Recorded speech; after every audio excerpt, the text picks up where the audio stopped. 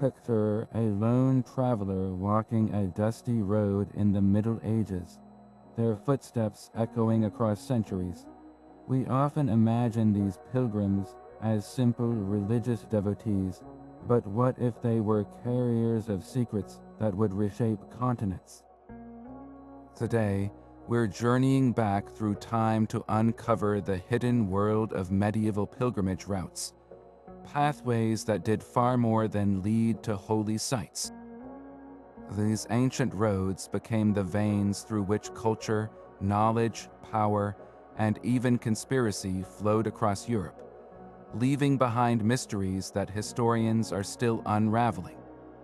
When we think of pilgrimages, we might picture devout travelers heading to Canterbury or Santiago de Compostela. But these routes were so much more than spiritual highways.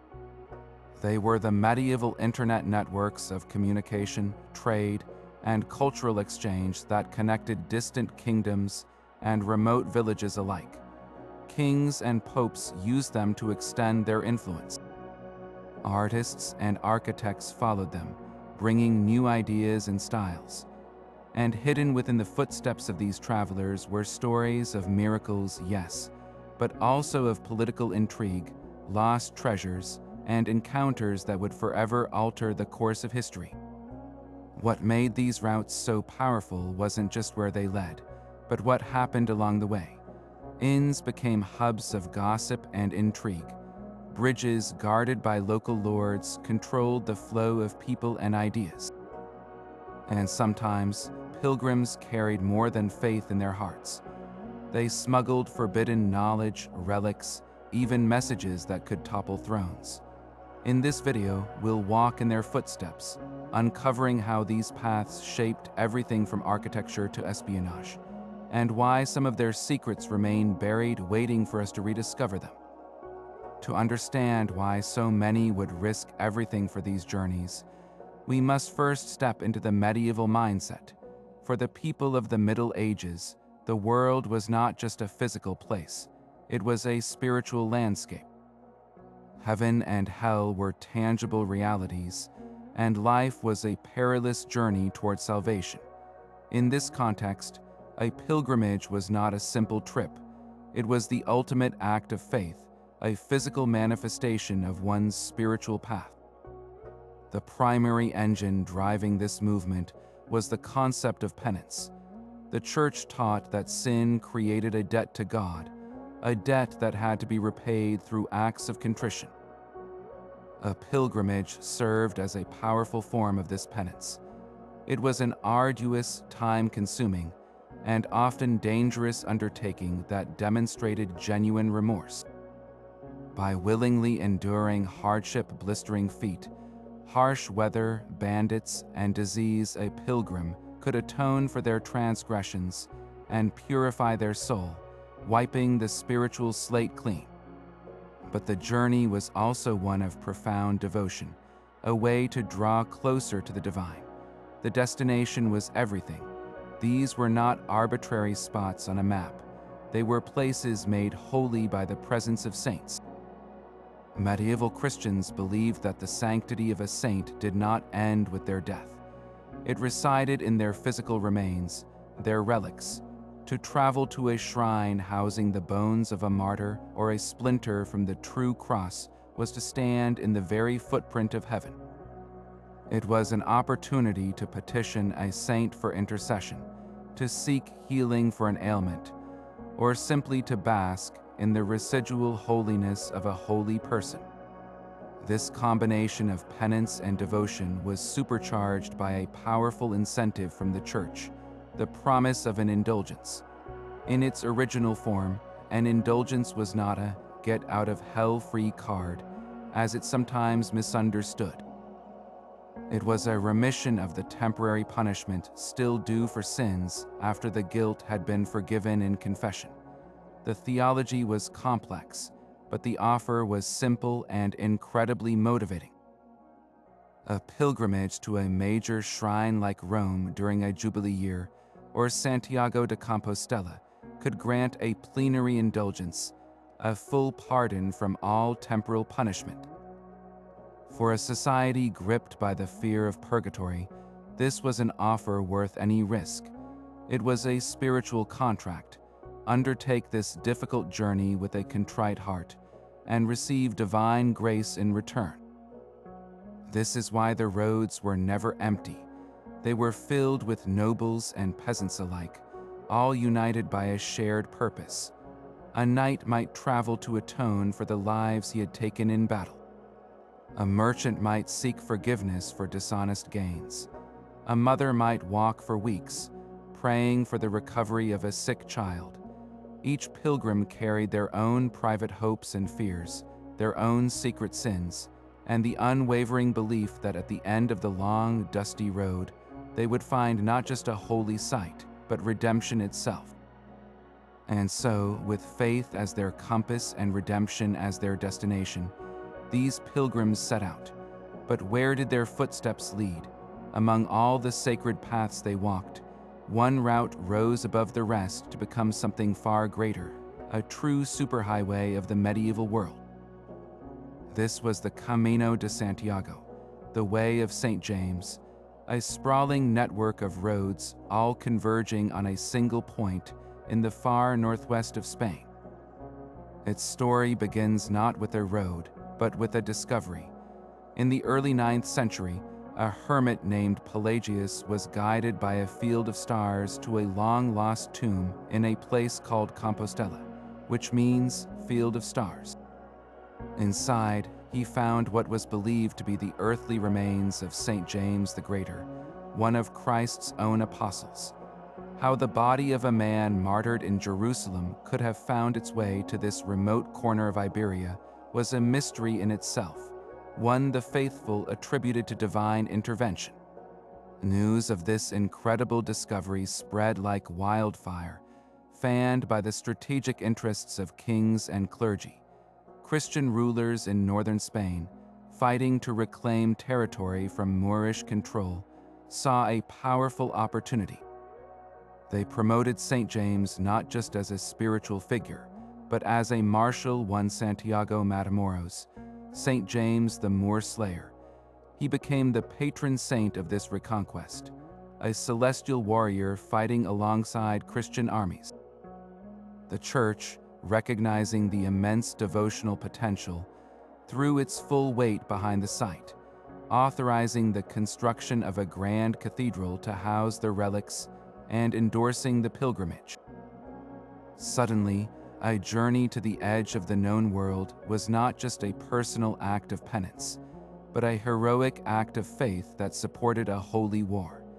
This powerful combination of spiritual allure and political backing transformed the Camino. What began as a trickle of local devotees swelled into a river of humanity flowing from every corner of Christendom. From France, Germany, Italy, England, and beyond, pilgrims embarked on the long, arduous trek.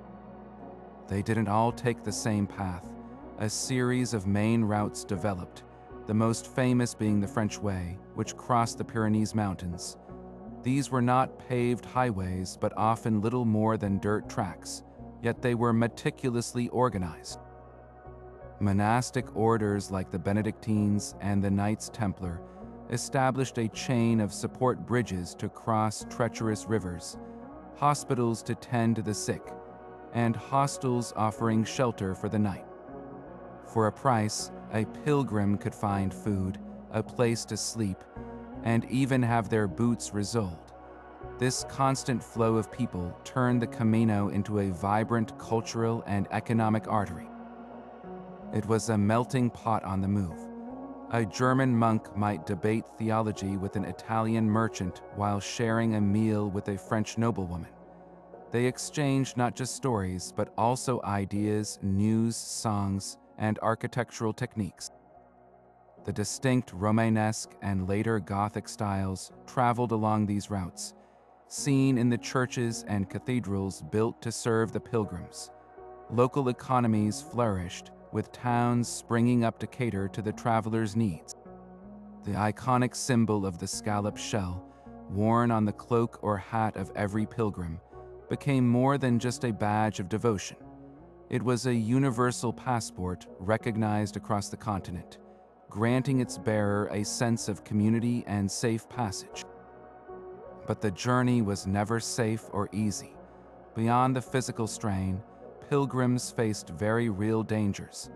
Bandits lurked in lonely stretches of forest, preying on the vulnerable. Sickness was a constant companion. The road itself was a character in their story, filled with both peril and wonder. This is where the tales of miraculous healings and strange encounters emerge from. Pilgrims' guides from the time recount not only the distances between towns, but also the wonders to be seen.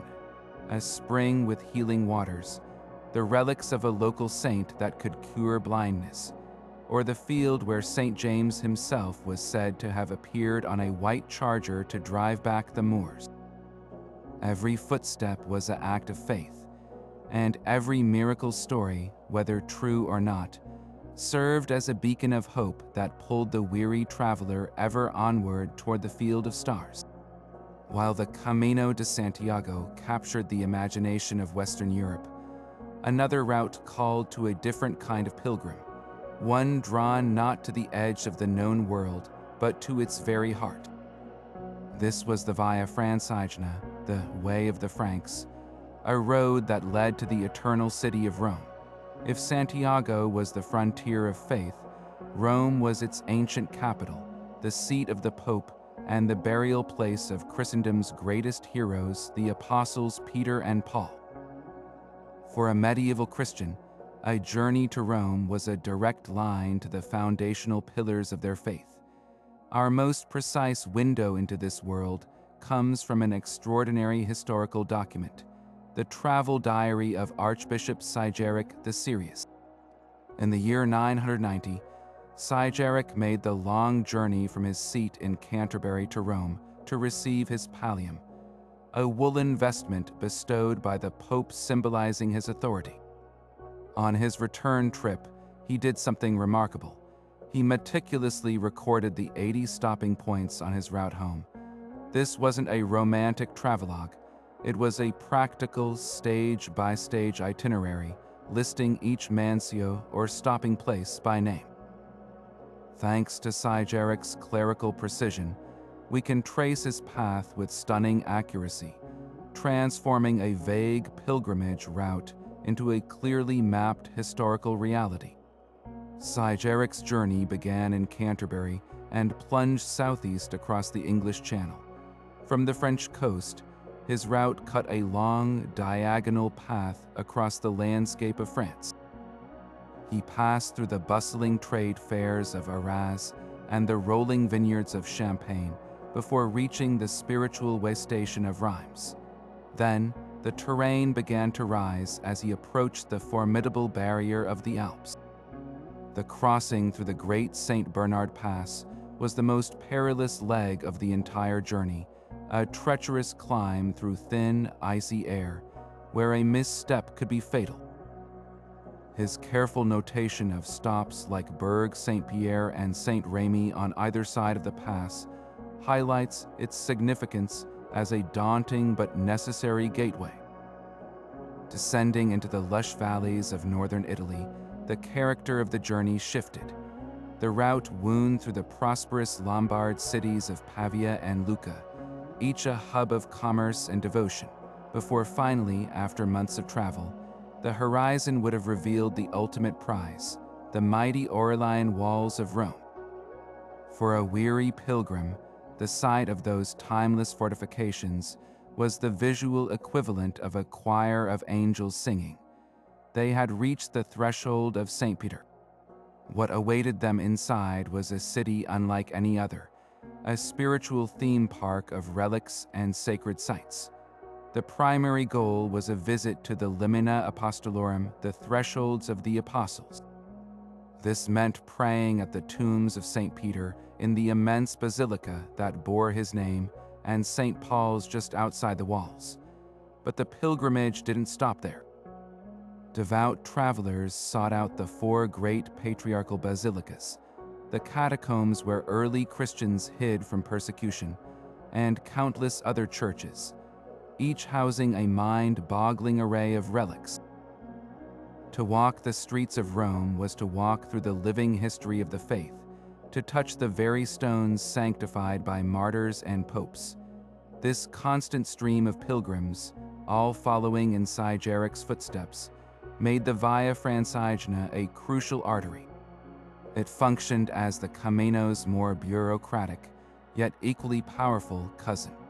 Where the road to Santiago was often associated with adventure and popular piety, the road to Rome was deeply intertwined with the institutional power of the Church. It was the path for bishops like Sigeric seeking authority, for penitents seeking absolution only the Pope could grant, and for scholars drawn to the Vatican's repositories of knowledge. The Via Francigena ensured that Rome remained not just a symbol of faith, but a living, breathing heart, constantly pumping people, ideas, and power back and forth across the European continent. Yet for all the spiritual power emanating from Rome, one destination loomed even larger in the medieval imagination, a place so holy, so perilous to reach, that it represented the ultimate pilgrimage dream. This was, of course, Jerusalem, to walk in the footsteps of Christ himself, to see the hill of Calvary and the tomb from which he rose. This was the zenith of devotional travel, a journey that promised not just indulgences but a complete transformation of the soul. While Rome was the heart of the Church, Jerusalem was the heart of the story itself. The sheer scale of this undertaking is almost unimaginable to us today. A pilgrim leaving from London or Paris was committing to a journey that could take 2 years or more, a grueling trek across thousands of miles of often hostile territory. The land route snaked through the empires of the Byzantine Greeks and then into the vast domains of various Islamic rulers. This was not a simple matter of crossing borders. It was a passage into a completely different world, where a European Christian was an obvious outsider, vulnerable and exposed. Every step was fraught with peril, from disease and exhaustion to the very real threat of robbery, enslavement, or worse. Pilgrims often traveled in large, well-armed groups for protection, their journeys financed by selling or mortgaging their earthly possessions. This was a one-way trip for many, a final earthly endeavor undertaken with the solemn understanding that they might never return home. This precarious reality was thrown into sharp relief by the Crusades, a series of events that profoundly twisted the fate of these sacred roads.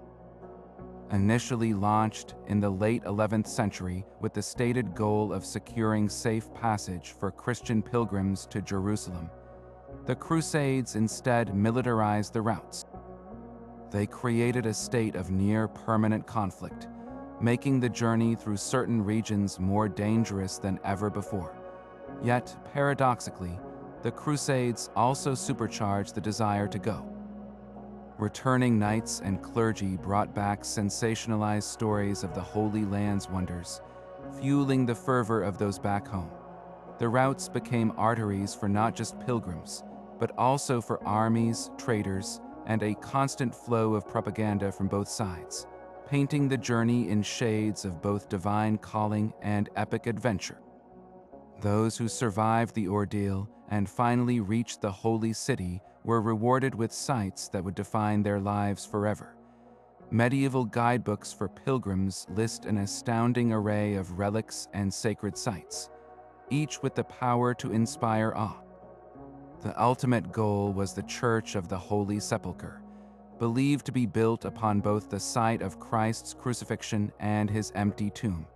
Here, pilgrims could witness fragments of the true cross, the very spear that pierced Jesus' side, and the stone upon which his body was anointed for burial.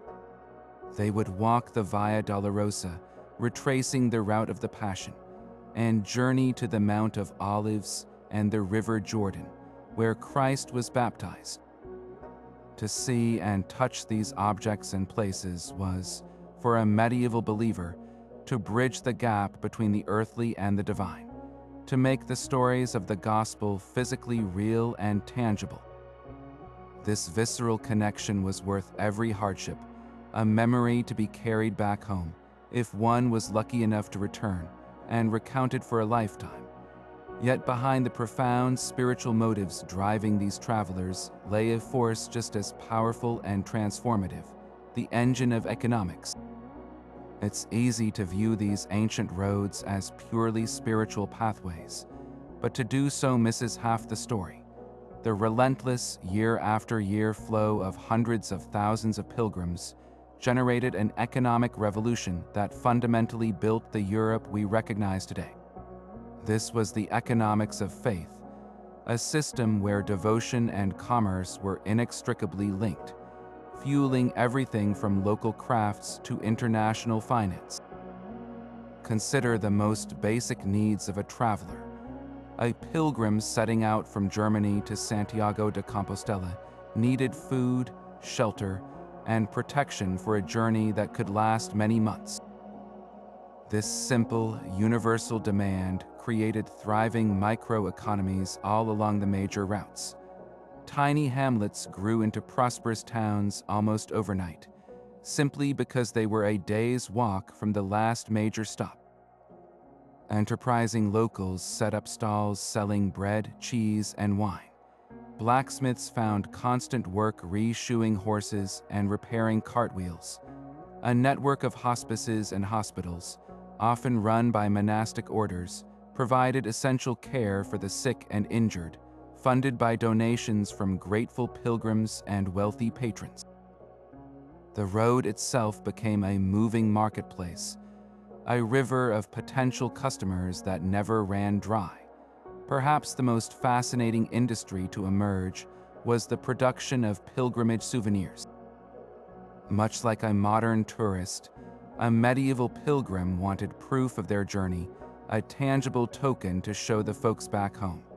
This led to the creation of pilgrim badges, small, mass-produced tokens made of lead or tin. These weren't just simple trinkets. They were specific to each major shrine. A traveler to Canterbury would buy a badge depicting the murdered Archbishop Thomas Becket.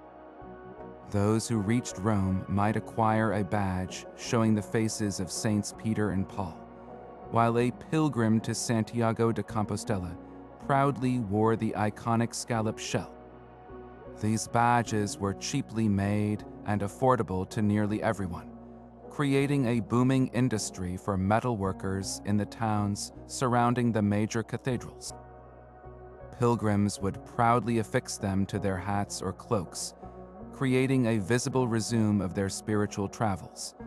But these souvenirs were believed to carry a fraction of the shrine's holy power, offering continued protection long after the journey ended. The trade in relics, however, operated on an entirely different level of economic and spiritual scale. If a pilgrim badge was a postcard, a relic was the crown jewels. These physical remains of saints, a finger bone, a lock of hair, a piece of the true cross, were the ultimate spiritual draw for any pilgrimage site. Their economic power was immense. A cathedral that could acquire a famous relic could guarantee a steady stream of pilgrims, and with them their donations. This created a frenzied and often shadowy marketplace for holy objects. The demand so vastly outstripped the legitimate supply that a massive industry of relic forgery flourished. Unscrupulous merchants sold anything from sheep bones to random pieces of wood to churches and eager pilgrims, always with a convincing backstory. The authenticity was almost beside the point. The belief in their power is what fueled both the journeys and the economy. Handling the sheer volume of money moving across the continent required financial innovation. A French nobleman couldn't possibly carry enough coin to fund a 2-year journey to Jerusalem. It was impractical and incredibly dangerous. This pressing need gave rise to some of the earliest forms of international banking. Families, particularly in Italian cities like Lombardy and Tuscany, established networks where a pilgrim could deposit a sum of money at one office and receive a letter of credit. They could then present this letter at another office hundreds of miles away to receive local currency. This system not only protected travelers from robbery, but also began to standardize currency exchange across Europe, laying the groundwork for modern finance. The Templars, originally founded to protect pilgrims, became masters of this system, operating a vast and trusted banking network that served both pilgrims and kings. The constant movement of people also meant the constant movement of ideas, skills, and goods, acting as a catalyst for cultural exchange that went far beyond religion. A master stonemason from Burgundy, walking the Camino to atone for a sin, might stop to help repair a church in a Spanish village, introducing new architectural techniques. The design of the grand Gothic cathedrals literally spread along these pilgrimage routes. Spices from the East, rare texts from Arab scholars, and new musical compositions all hitched a ride in the packs of these travelers. The pilgrimage roads became Europe's central nervous system, transmitting not just faith, but the very building blocks of art, science, and culture that would eventually flower into the Renaissance. This was the hidden, worldly power of the pilgrimage. It built economies, innovated finance, and connected a continent, all under the sacred guise of a journey toward redemption.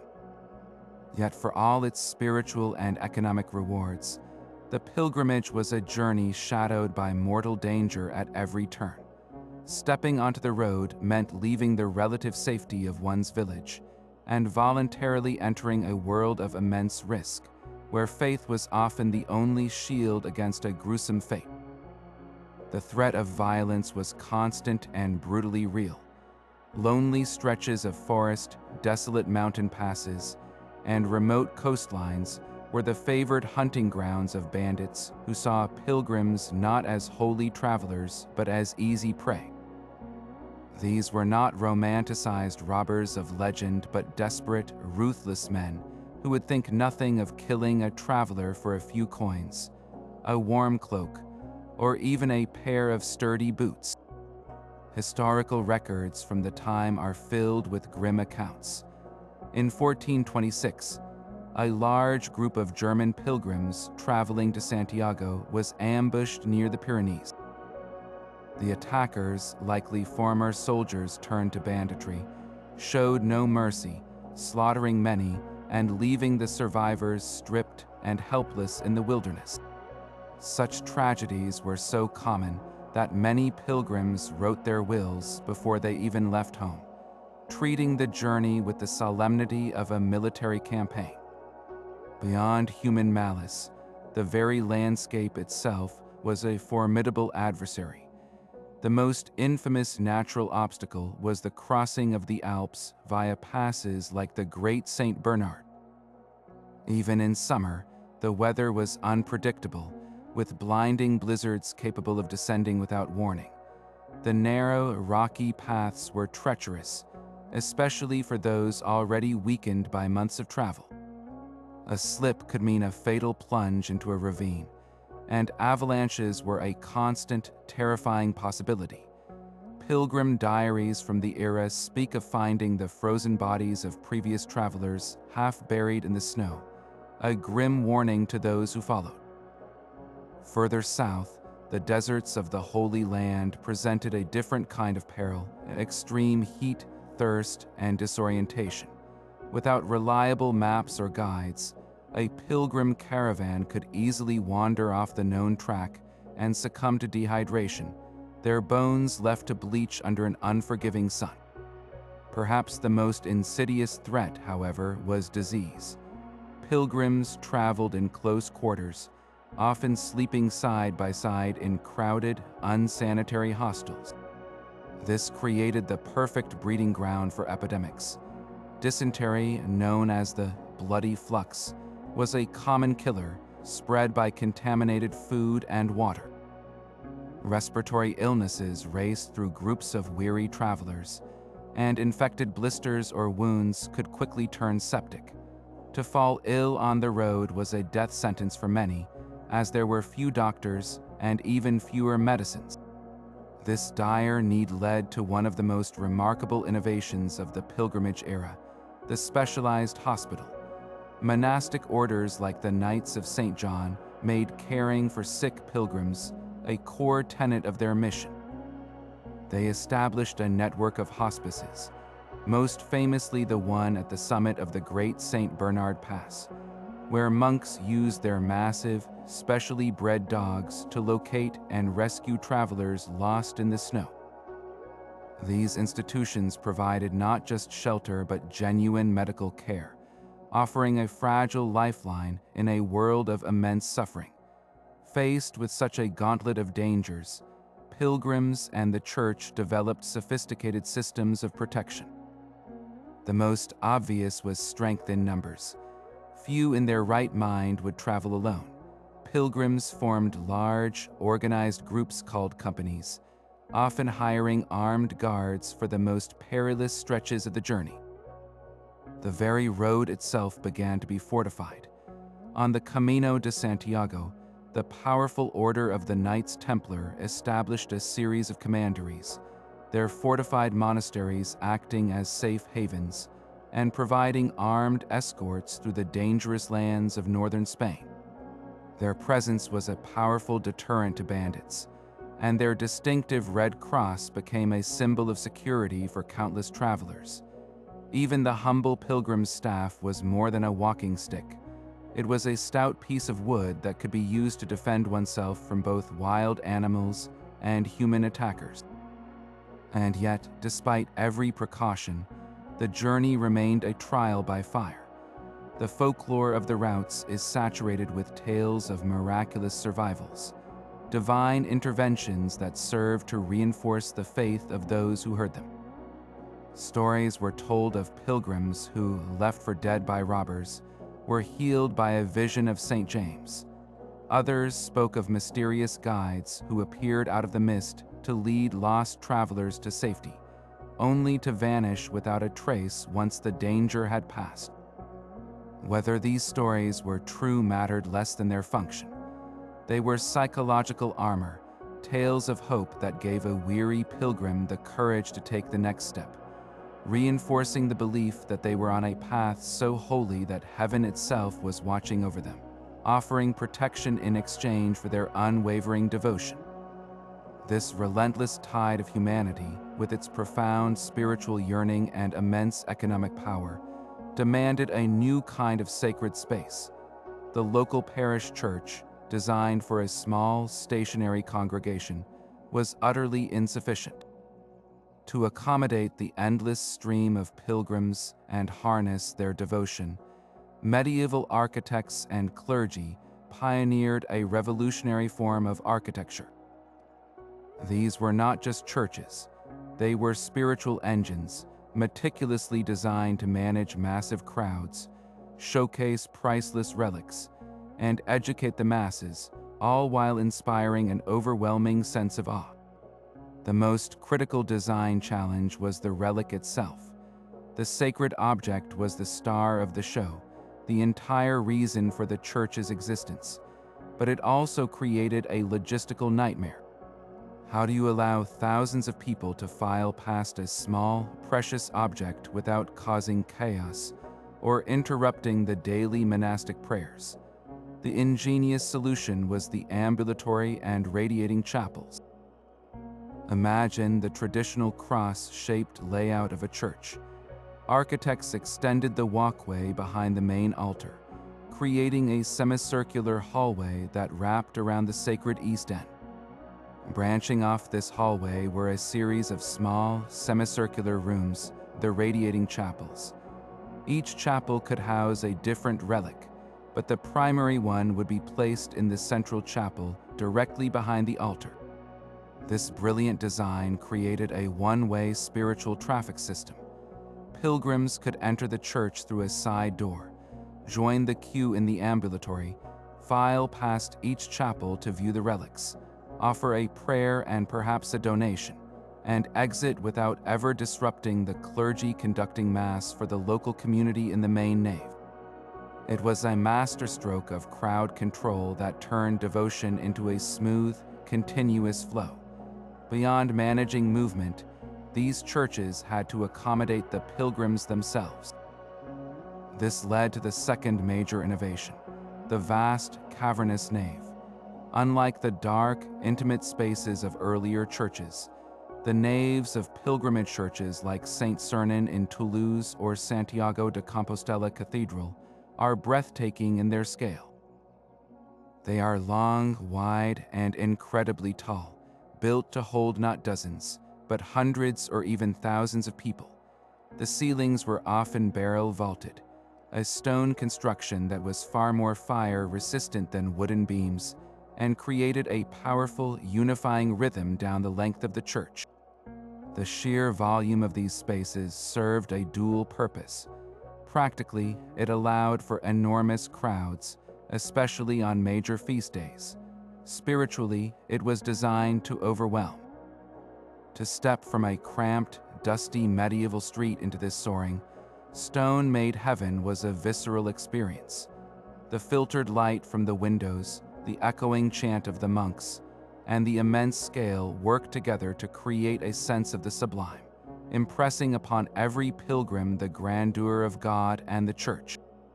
For the vast majority of pilgrims who could not read Latin or afford a Bible, the church itself became a giant comic book, a Bible in stone. This is where the third architectural marvel comes into play, the elaborate sculptural program.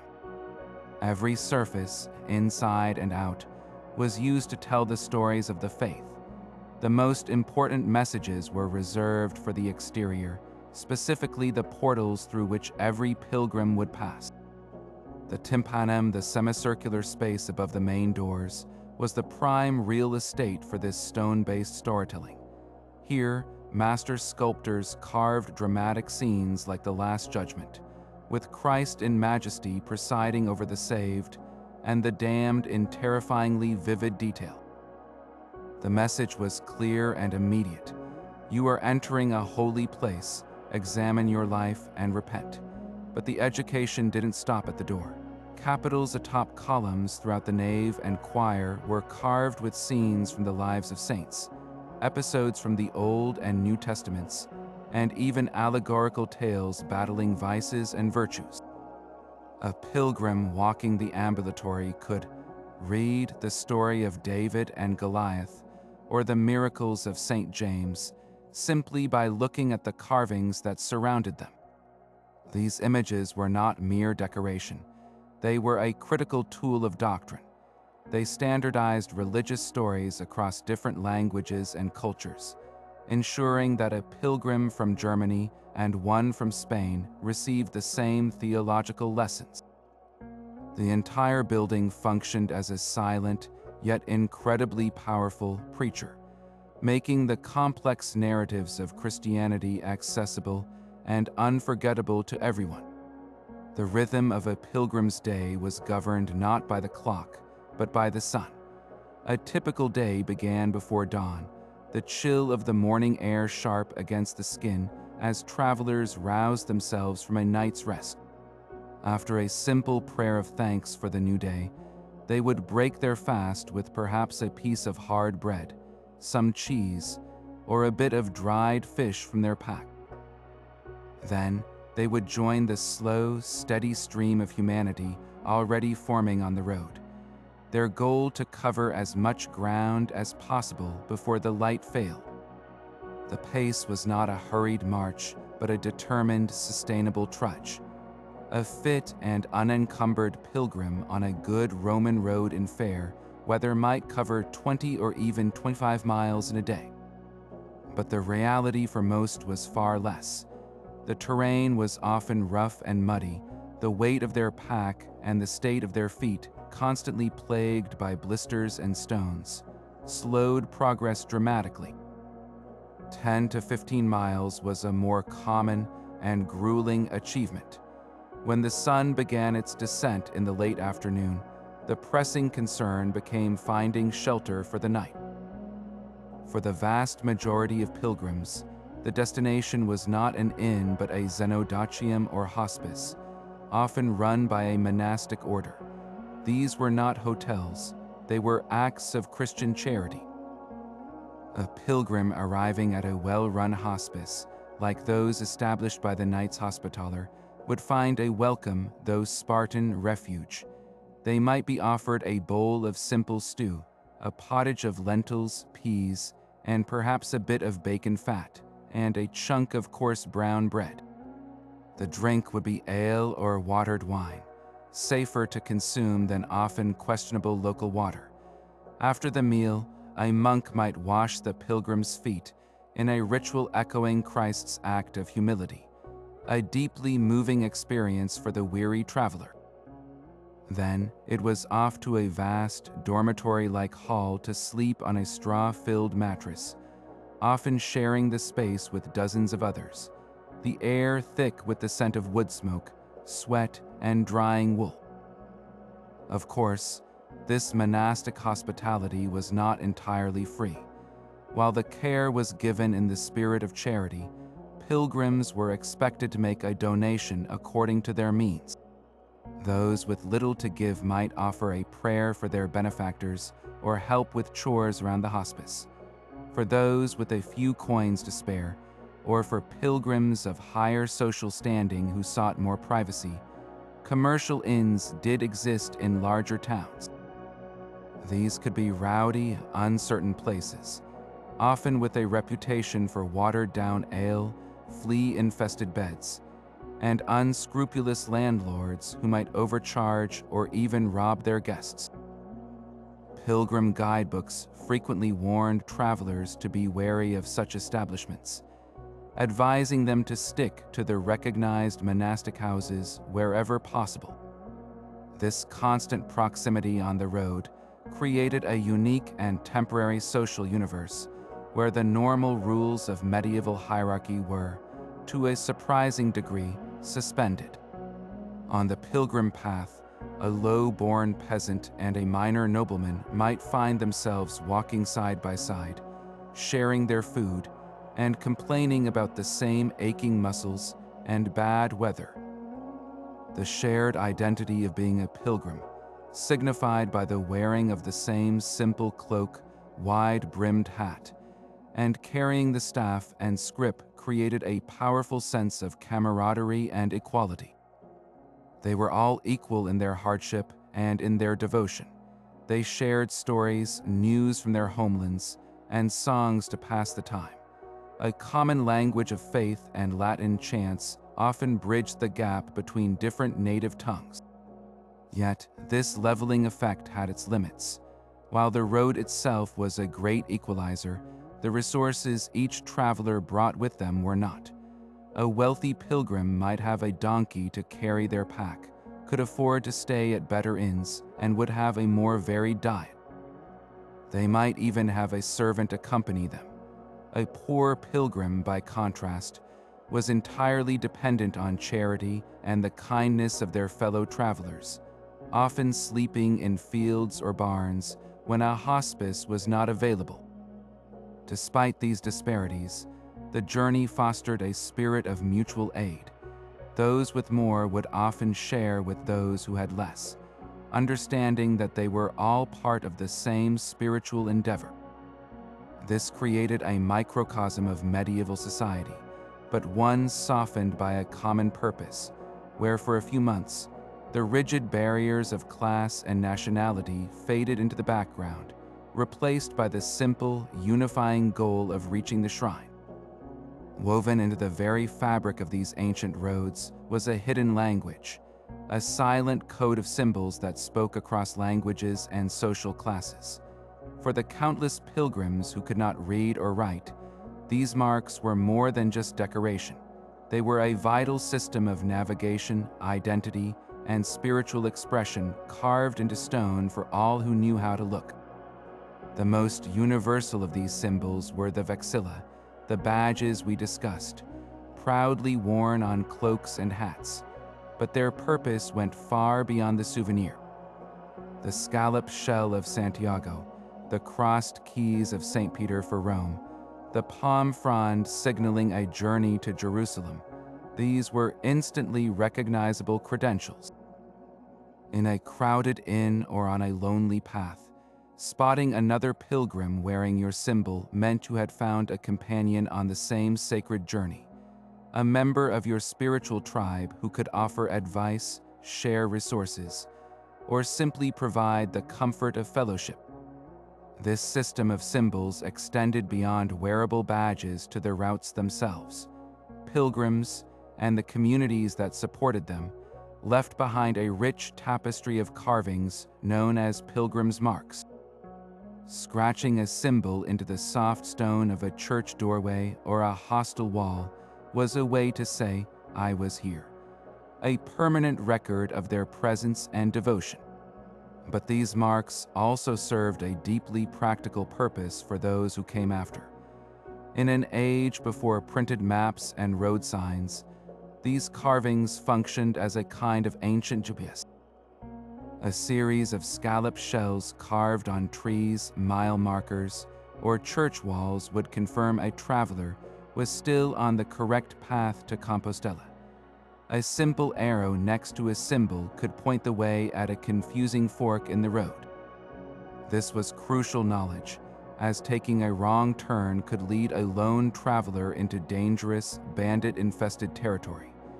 These humble scratches were a message of safe passage, left by one stranger for another, a chain of silent guidance stretching across continents. The types of marks left behind were as varied as the pilgrims themselves. Some were simple and functional crosses, initials, or dates. Others were more elaborate personal seals or family coats of arms, often etched by wealthier travelers who could afford the time and perhaps even hire a local craftsman to do the carving. Many pilgrims would carve symbols related to their profession. A shoemaker might leave a carving of a boot, a blacksmith a hammer, creating a personal signature that connected their earthly identity to their spiritual quest. Over centuries, the accumulation of these marks, layer upon layer, transformed the walls of popular shrines into dense palimpsests of human aspiration. To run your fingers over these carvings today is to touch the direct, physical connection to an individual who stood in that exact spot hundreds of years ago, driven by the same hopes and fears that define our own journeys. Perhaps the most fascinating and personal of these symbols were the ritual carvings made at the journey's end. Upon reaching their destination, many pilgrims would perform one final act before beginning the long trip home. They would approach the sacred shrine, and with a knife often purchased specifically for this purpose, they would carve a final, deeply personal mark into the stonework. This was not an act of vandalism as we might see it today, but a profound ritual of completion. It was a way to physically leave a part of oneself at the holy site, to etch their gratitude and their presence into the very heart of the sanctuary. This mark served as an eternal testimony of their sacrifice and faith, a permanent prayer etched in stone that would long outlive their own mortal body. This silent language of symbols, from the worn badge on a cloak to the faint scratch on a cathedral wall, reveals the intensely human dimension of the pilgrimage. It was a journey navigated not just with maps, but with signs, a collective project where every traveler was both a follower and a guide, leaving behind a whisper of their passage for the next soul in need of direction. While the great roads to Santiago, Rome, and Jerusalem captured the imagination of continental Europe, a different kind of pilgrimage was unfolding in the rugged north. Here, along the fjords of Scandinavia and the windswept islands of the British Isles, the traditions of faith traveled a more complex path, one deeply intertwined with the legacy of the Vikings. These northern routes reveal a fascinating chapter in the story of medieval devotion, where the violent clash between pagan and Christian worlds eventually gave birth to unique and powerful holy sites. The story often begins not with a peaceful monk, but with a Viking king. In Norway, the most revered figure was King Olaf II, a former Viking raider who experienced a profound conversion to Christianity. After returning from raids in England, Olaf set about forcibly converting his countrymen, a bloody process that ultimately led to his death in the Battle of Stiklestad in 1030. Almost immediately, stories began to circulate of miracles occurring at his grave. His body was exhumed and found to be incorrupt, his hair and nails seemingly still growing. This was the ultimate sign of sainthood for medieval Christians.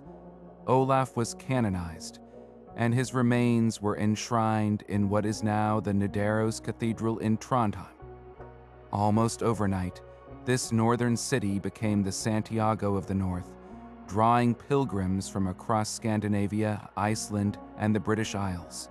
The route to Nidaros, known as the Pilgrim's Way, stretched from Oslo through treacherous valleys and over mountains, a challenging journey that mirrored the king's own difficult path to sainthood. A similar story unfolded far to the west, in the Orkney Islands. These islands, ruled by Norse earls, were a strategic hub of the Viking world. Their most famous martyr was Earl Magnus, a man whose story is a stark tale of political betrayal and sanctity. According to the Orkneyinga saga, Magnus was known for his piety and peaceful nature, traits that made him a threat to his more ambitious cousin, Earl Håkon. In a brutal act of treachery, Håkon had Magnus executed on the island of Egilsay. As with Olaf, miracles were soon attributed to Magnus's remains, leading to his sainthood and the construction of the magnificent red sandstone St. Magnus Cathedral in Kirkwall. This became a major pilgrimage destination, its very stones telling the story of a Viking society struggling to reconcile its warrior past with its new Christian future. What makes these northern paths so distinct is the process of absorption and transformation that created them.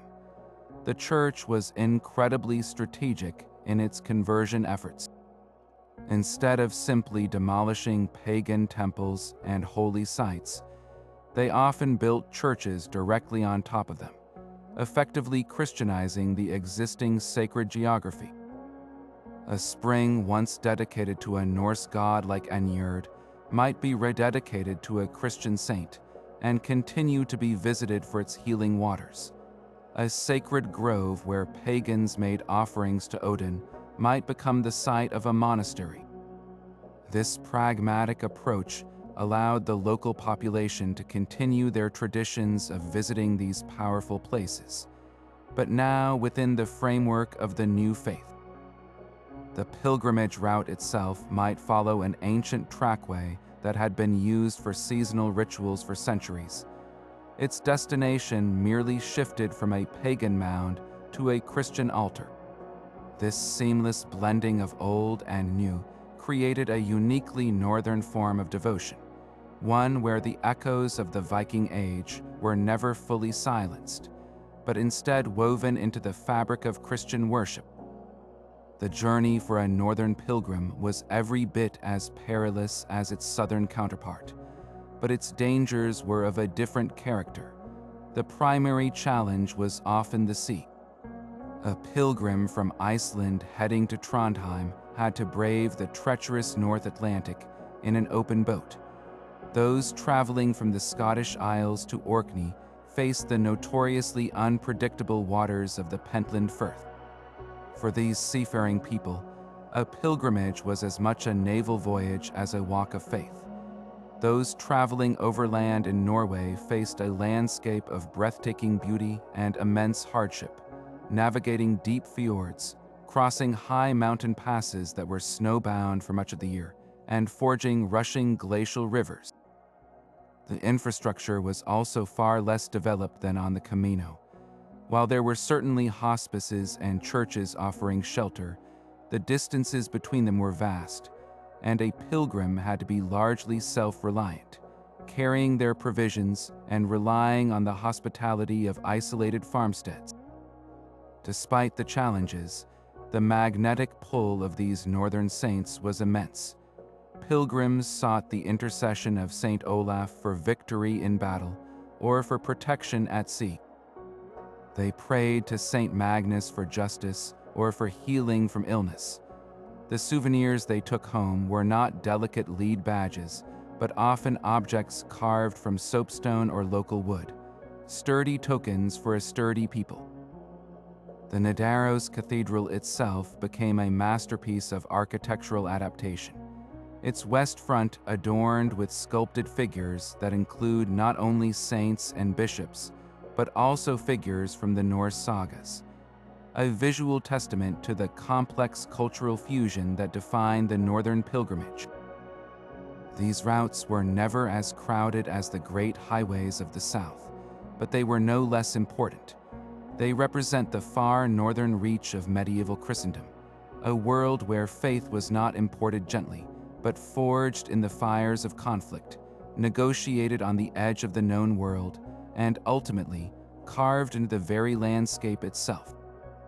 While the pilgrim roads are often pictured crowded with monks and merchants, knights and kings, a significant portion of those dusty travelers were women, undertaking a journey fraught with unique perils and profound purpose in a world built by and for men. For a medieval woman whose life was largely confined to the domestic sphere of home, hearth, and village, the decision to embark on a pilgrimage was a radical act of autonomy. It required navigating not only the physical dangers of the road, but also a complex web of social and religious restrictions designed to keep them in their place. Their motivations were as varied as their stations in life. A noblewoman might undertake a vow to secure a husband's safe return from war, or to atone for a family sin. A merchant's wife might seek divine intervention for a successful business venture, but for many ordinary women, the pilgrimage was a deeply personal quest for the miracles that their daily lives denied them most commonly, the desperate hope for a child. The most famous early example shatters our notion of the medieval woman as entirely homebound. In the late 4th century, a remarkable nun named Egeria, likely from the region of Galicia in Spain, embarked on an epic pilgrimage to the Holy Land. What makes her story extraordinary is that she documented her travels in a long letter to her sisters back home, giving us a first-hand account through a woman's eyes. Egeria was no timid traveler. She journeyed for years, scaling Mount Sinai, visiting the site of the burning bush, and meticulously describing the liturgical practices she witnessed in Jerusalem. Her writing reveals a woman of immense curiosity, education, and determination, a fearless explorer in an age when most women never left their birthplace. Her account stands as a powerful testament that even in the earliest days of Christian pilgrimage, women were there, observing, participating, and leaving a record of their experiences. For every noblewoman like Egeria who could travel with some measure of protection and resources, there were countless unnamed women of lower status whose journeys were acts of sheer desperation. The shrines along the major routes often specialized in specific miracles, and many catered explicitly to women's needs. Certain saints gained renown as specialists in fertility. Women would travel for weeks to pray before the relics of saints like St. Giles or St. Margaret of Antioch, revered for their ability to intercede for childless couples. The rituals were often physical and tangible. A woman might crawl on her knees around a saint's tomb, drink water that had washed over a holy relic, or touch her abdomen to a specific sacred stone, believing the sanctity of the place could breathe life into her womb. For these women, the grueling journey was a physical manifestation of their longing, each painful step a prayer in itself. Yet the greatest shadow hanging over any female pilgrim was the constant threat of violence. Medieval society viewed a woman traveling alone as inherently vulnerable, and therefore inherently suspicious. To mitigate this danger, many women did not travel alone but joined large, mixed groups for protection. Others took a more drastic measure. They disguised themselves as men. Historical records and literary accounts from the time are peppered with references to women cutting their hair, binding their chests, and adopting male clothing and mannerisms to move through the world safely. This clandestine practice was a dangerous gamble, as discovery could lead to accusations of deception or worse. But for many, the spiritual reward was worth the mortal risk. This masquerade was about more than just safety. It was a temporary shedding of the constraints of their gender, allowing them to experience the freedom of the open road that was so readily available to their male counterparts. The Church's attitude toward female pilgrims was deeply ambivalent, a mixture of encouragement and suspicion. On one hand, the Church promoted the spiritual equality of all souls before God, and the act of pilgrimage was open to all. Stories of pious female pilgrims were celebrated as examples of profound faith. On the other hand, churchmen frequently warned against the dangers of women traveling, fearing for their chastity and worrying they might be led astray, either morally or doctrinally. Penitential manuals of the time are filled with anxieties about the potential for sin on the road, and women were often seen as the weaker vessel in these scenarios.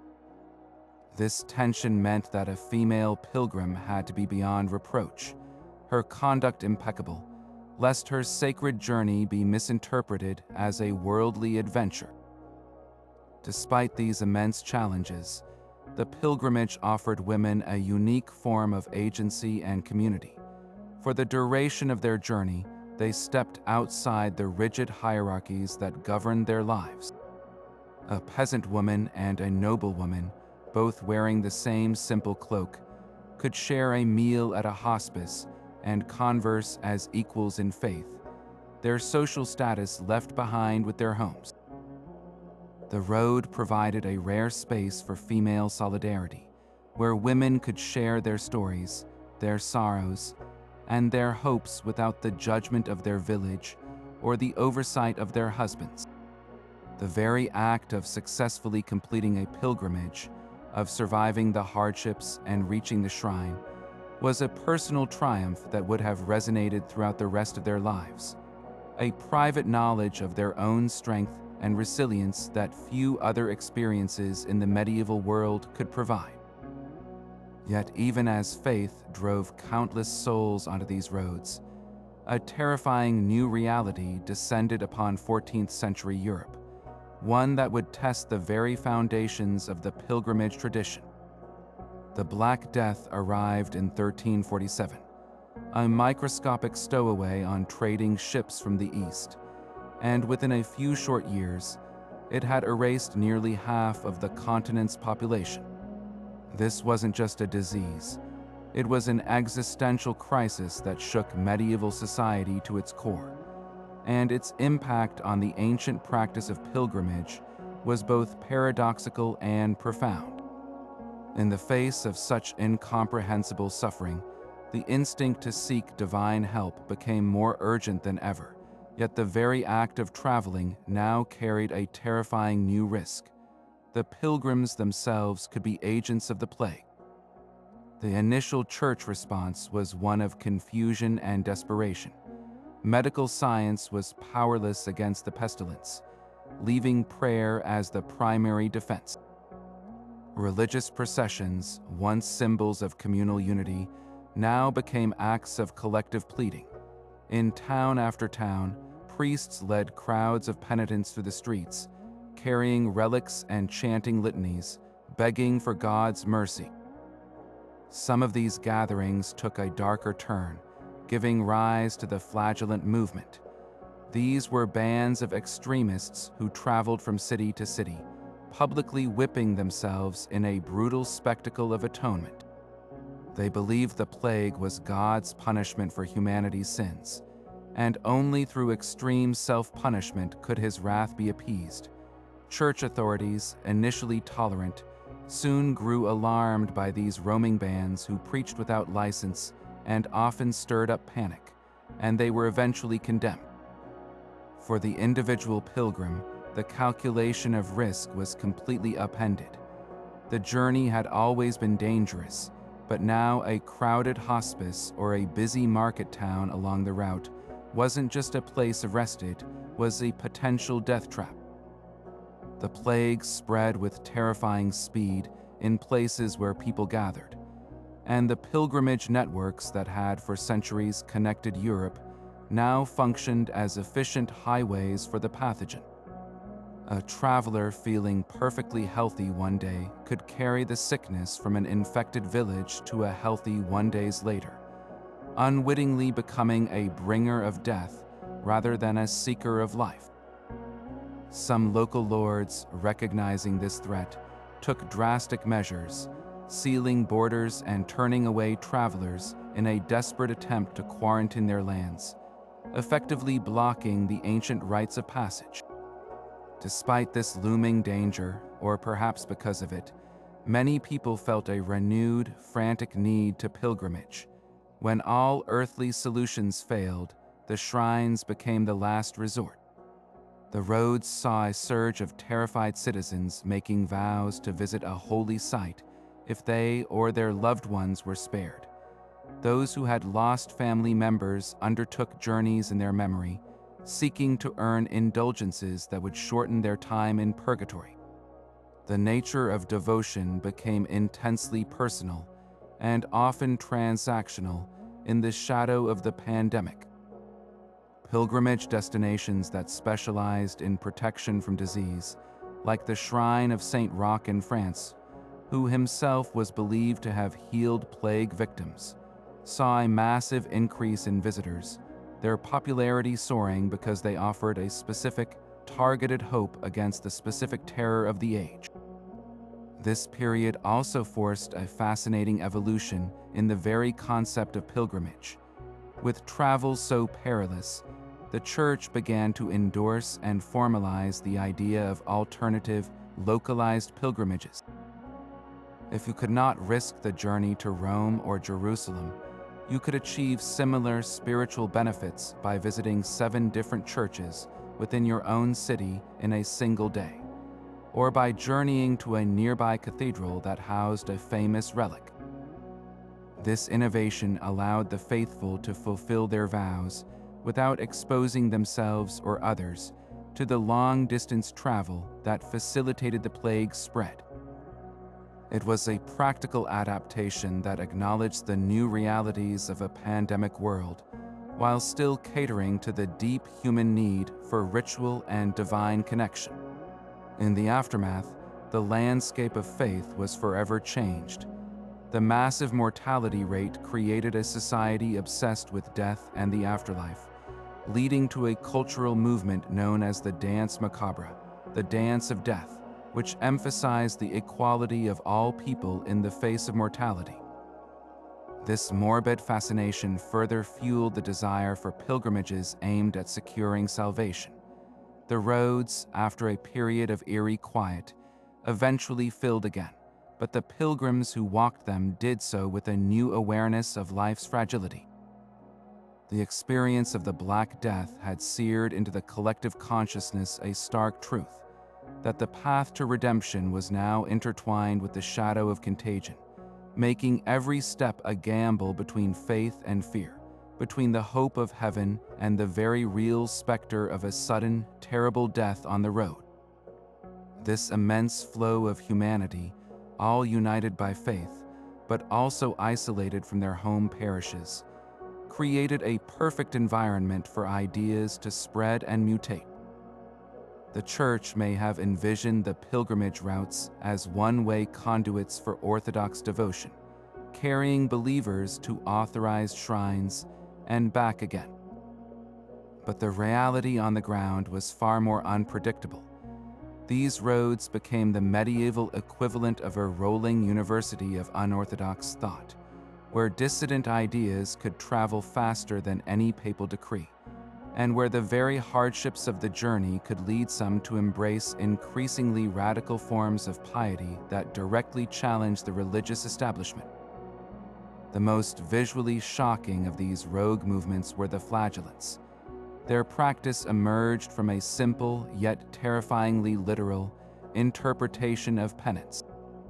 If a pilgrimage was a journey to atone for sin, and if suffering was the currency of that atonement, then surely the most direct path to God's mercy was through the most extreme suffering one could inflict upon oneself.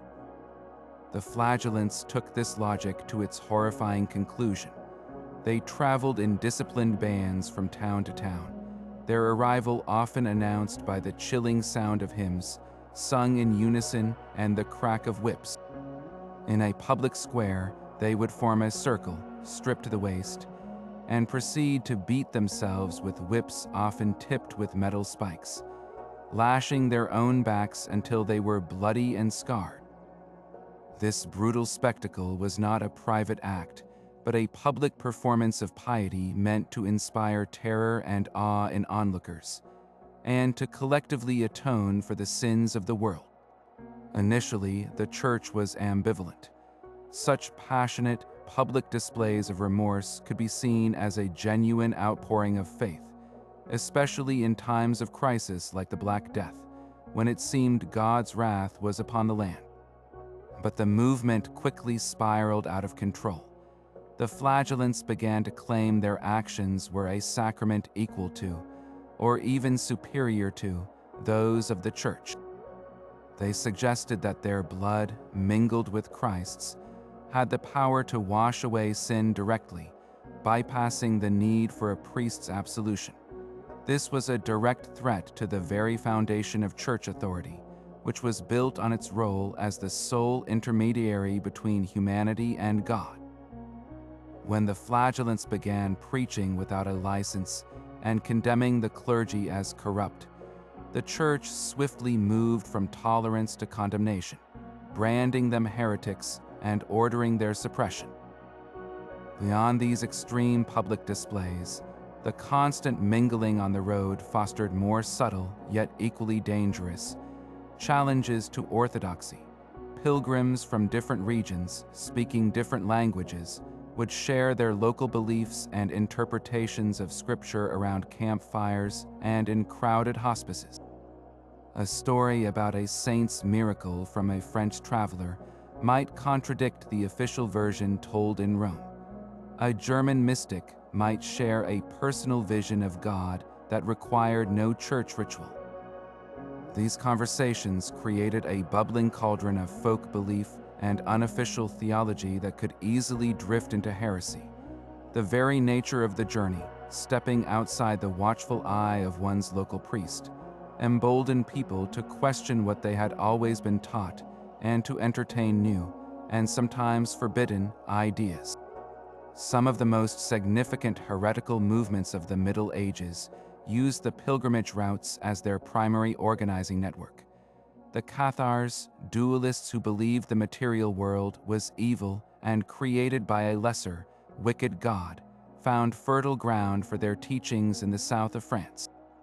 While not pilgrims themselves, their preachers and sympathizers traveled the same roads, their ideas moving invisibly among the crowds of the faithful.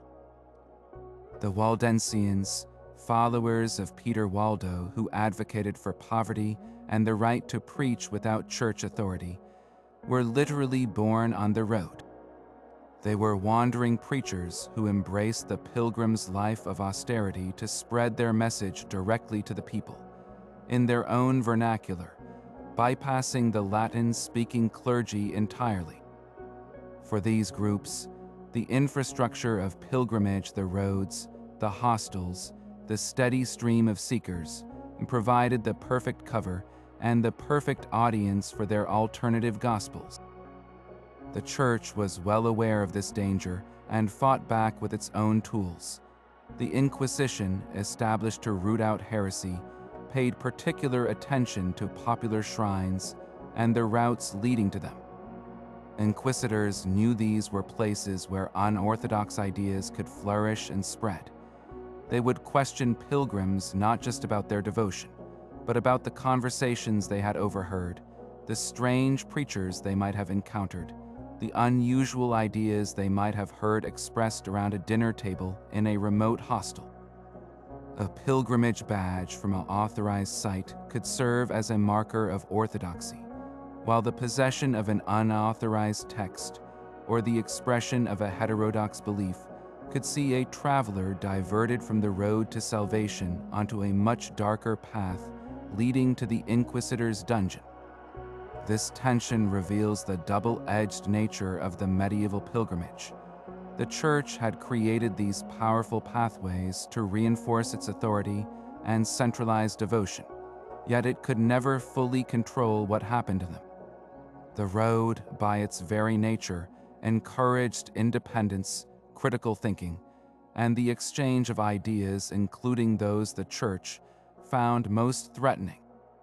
Every pilgrim who stepped onto the path was, in a small way, stepping outside the established order, embarking on a personal quest that could just as easily lead to a deeper orthodoxy as it could to a profound and dangerous heresy.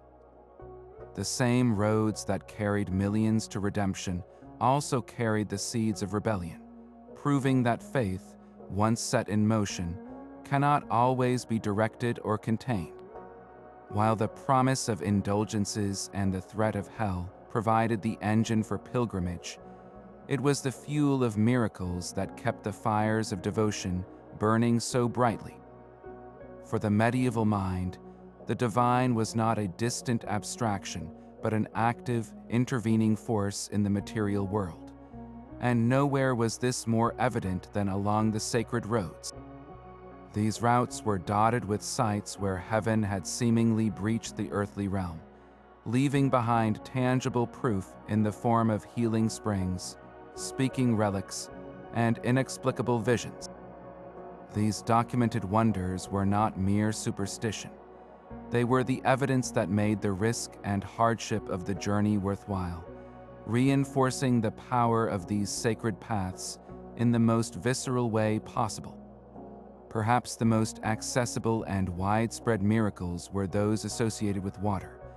All across Europe, natural springs located along pilgrimage routes became hallowed sites, often after a vision of a saint or the discovery of a relic nearby. The water from these springs was believed to carry curative properties, offering healing for a vast array of ailments. The process was often ritualistic. A pilgrim suffering from blindness might wash their eyes with the water at a specific time of day. Someone with a skin disease might bathe in a pool fed by the spring. The accounts of these cures were meticulously recorded by monastic scribes at the sites, creating vast ledgers of divine intervention. These records were then publicized, serving as the most effective advertising possible. A village might become famous because its spring had cured a dozen cases of lameness, drawing hundreds of hopeful pilgrims the following year. The water itself became a relic, and pilgrims would often carry it away in small flasks, believing its power could be transported back to sick relatives at home. Then there were the relics themselves, the primary draw of the great cathedrals. The most famous of these objects were believed to possess an active, almost conscious power. While the Church officially taught that relics were conduits for a saint's intercession, popular belief often attributed the power to the object itself. The most astounding accounts involved speaking relics. There are multiple records from shrines like those of Saint Foy in Conques or Saint James, in Compostela of statues or reliquaries emitting sounds or voices during moments of high ceremony or distress. A golden statue might be said to have cried out during a prayer, or a reliquary was heard to hum with a celestial music. These events, whether acoustical illusions, pious frauds, or genuine mysteries, were taken as direct communication from the saint, a sign of their living presence and approval. For a pilgrim who had traveled for months, hearing such a story, or better yet, witnessing such an event, was the ultimate validation of their entire arduous journey. The most personal and transformative miracles, however, were the visions. Pilgrims' guides and monastic chronicles are filled with accounts of travelers experiencing divine encounters on the road. These were not generic dreams, but highly specific apparitions tailored to the individual's need. A lost pilgrim, freezing in a mountain pass, might be found and guided to safety by a mysterious stranger who bore the likeness of Saint Bernard, only to vanish once the danger had passed. A despairing parent praying for a sick child might have a vision of the Virgin Mary assuring them of their child's recovery, news that would often be confirmed by a messenger upon their return home. These stories served a crucial psychological purpose. On a lonely, frightening path, they provided comfort and a sense of divine accompaniment. They reinforced the idea that the pilgrim was not alone, that they were walking a path watched over by heaven, and that their personal suffering was seen and would be rewarded. The Church played a central role in authenticating and promoting these wonders. The process for certifying a miracle was surprisingly rigorous. Claims of healing, for instance, required witnesses, often the local priest and several reputable citizens from the pilgrim's hometown, who could testify to the person's condition before and after the journey. The healed individual themselves would often be questioned by abbots or bishops to ensure their story was consistent, and that they attributed the cure correctly to the saint and not to other causes. Once verified, these accounts were formally recorded in ledgers called Libri Miraculorum, or Books of Miracles. These books were then read aloud to pilgrims gathered at the shrine, their pages a testament to the tangible power of the place. This system of documentation turned anecdote into evidence, building a canonical history of miracles that could be pointed to for centuries as proof of a site's sanctity. Ultimately, these documented wonders were the lifeblood of the pilgrimage economy.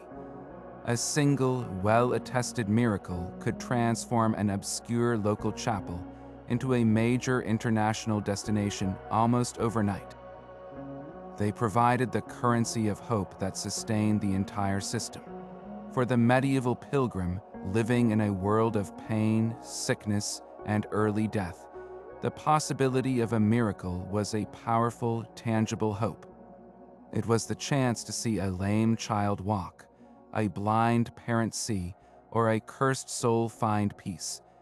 These accounts of documented wonders were more than just stories. They were the very reason to believe that the dust, the blisters, and the danger were not in vain, that at the end of the long road, the divine was not only listening but was waiting, ready to reach into their world and perform a marvel. While the Christian world was building its network of roads to Rome and Compostela, an equally vast and sophisticated system of pilgrimage was flourishing in the Islamic world, centered on the sacred duty of the Hajj, the journey to Mecca. For Muslims, this pilgrimage is one of the 5 pillars of Islam, a mandatory act of faith that every able-bodied adult must undertake at least once in their lifetime. This obligation created a continent-spanning movement of people that, in many remarkable ways, mirrored the Christian experience. From the spiritual preparation of the traveler to the economic revolutions it sparked across Africa, Asia, and Europe. The journey began not with a single step, but with a profound spiritual and legal transformation. A Muslim preparing for Hajj would first settle all their worldly debts and disputes, seeking forgiveness from those they had wronged. They would then enter a state of consecration known as ihram, marked by donning simple, seamless white garments. This act erased all distinctions of wealth, status, and nationality, creating a powerful equality before God that directly parallels the leveling effect of the Christian pilgrim's cloak and scallop shell. The white ihram garments were a universal passport in the Muslim world, signaling the wearer's sacred purpose and granting them rights to protection and assistance, much like the badges worn on the roads to Santiago. The physical networks that carried these pilgrims were marvels of medieval logistics. From the far western reaches of Islamic Spain and Morocco, great caravans would form, their departure timed to cross the punishing Sahara Desert or sail the Mediterranean during safe seasonal windows. The most famous of these was the Darb al-Hajj al-Maghribi, the Western Hajj route, which saw immense caravans, sometimes tens of thousands strong, depart from Marrakesh.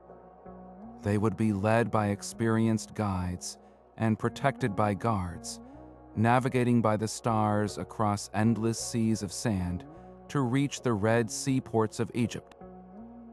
From the east, equally impressive caravans traversed the Silk Road from Persia and Central Asia, while from the south, routes stretched across the Sahel, connecting powerful empires like Mali and Songhai to the holy cities. These were not mere trails. They were well-established highways with designated stopping points, wells maintained by charitable endowments, and fortified caravanserais offering shelter, much like the hospices on the Camino. The economic impact of this annual migration was staggering. Cities along these routes, such as Cairo, Damascus, and Baghdad, transformed into bustling hubs of international commerce. Pilgrims needed supplies, currency exchange, and transport, fueling local economies for thousands of miles. The Mali Emperor Mansa Musa's famous Hajj in the 14th century is the most legendary example, but it was merely the most extravagant instance of a constant phenomenon.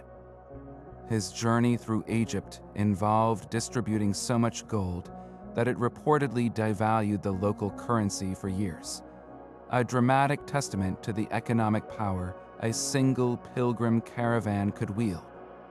This flow of wealth led to the establishment of charitable trusts, or waqfs, dedicated solely to supporting pilgrims building and maintaining rest houses, repairing roads, and digging new wells, creating a permanent infrastructure of faith funded by the devout.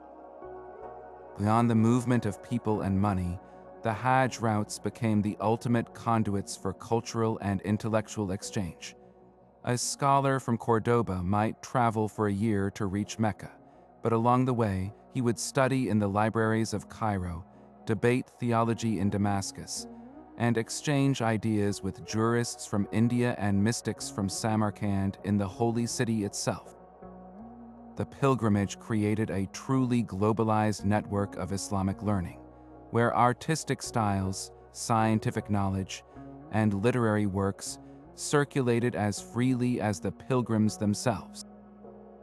This annual convergence in Mecca acted as a great synod, helping to standardize Islamic law and theology across the diverse reaches of the Ummah, while also absorbing and redistributing the best ideas from every corner of the known world.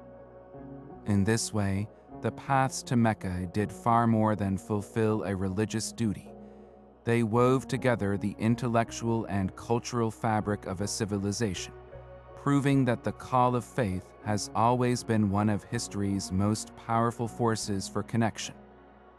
Yet for all their spiritual power, the most fascinating aspect of these pilgrim badges lies not in what they displayed, but in what they sometimes concealed. While most were simple castings, certain badges, particularly those from major centers like Canterbury or Aachen, were ingeniously crafted with hidden compartments. These were not merely decorative, they were functional, personal reliquaries. A pilgrim might carefully pry open two halves of a badge to reveal a tiny cavity within, a space meant to hold the most precious of cargoes. Into this secret pocket would go a pinch of dust scraped from the saint's tomb, a fragment of cloth that had touched a holy relic, or a few drops of oil or water from a sanctified spring. This transformed the publicly displayed badge into a deeply private treasure, a portable piece of the shrine's power that could be carried home to bless a household, heal a sick family member, or serve as a focal point for personal prayer. The badge became a two-fold proof. Its image showed the world where you had been, while its hidden contents allowed you to bring a piece of that sacred place back into your daily life.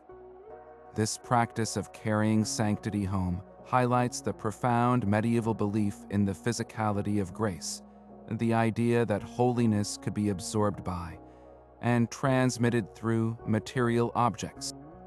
The most elegant vessels for this purpose were not badges, but ampuli.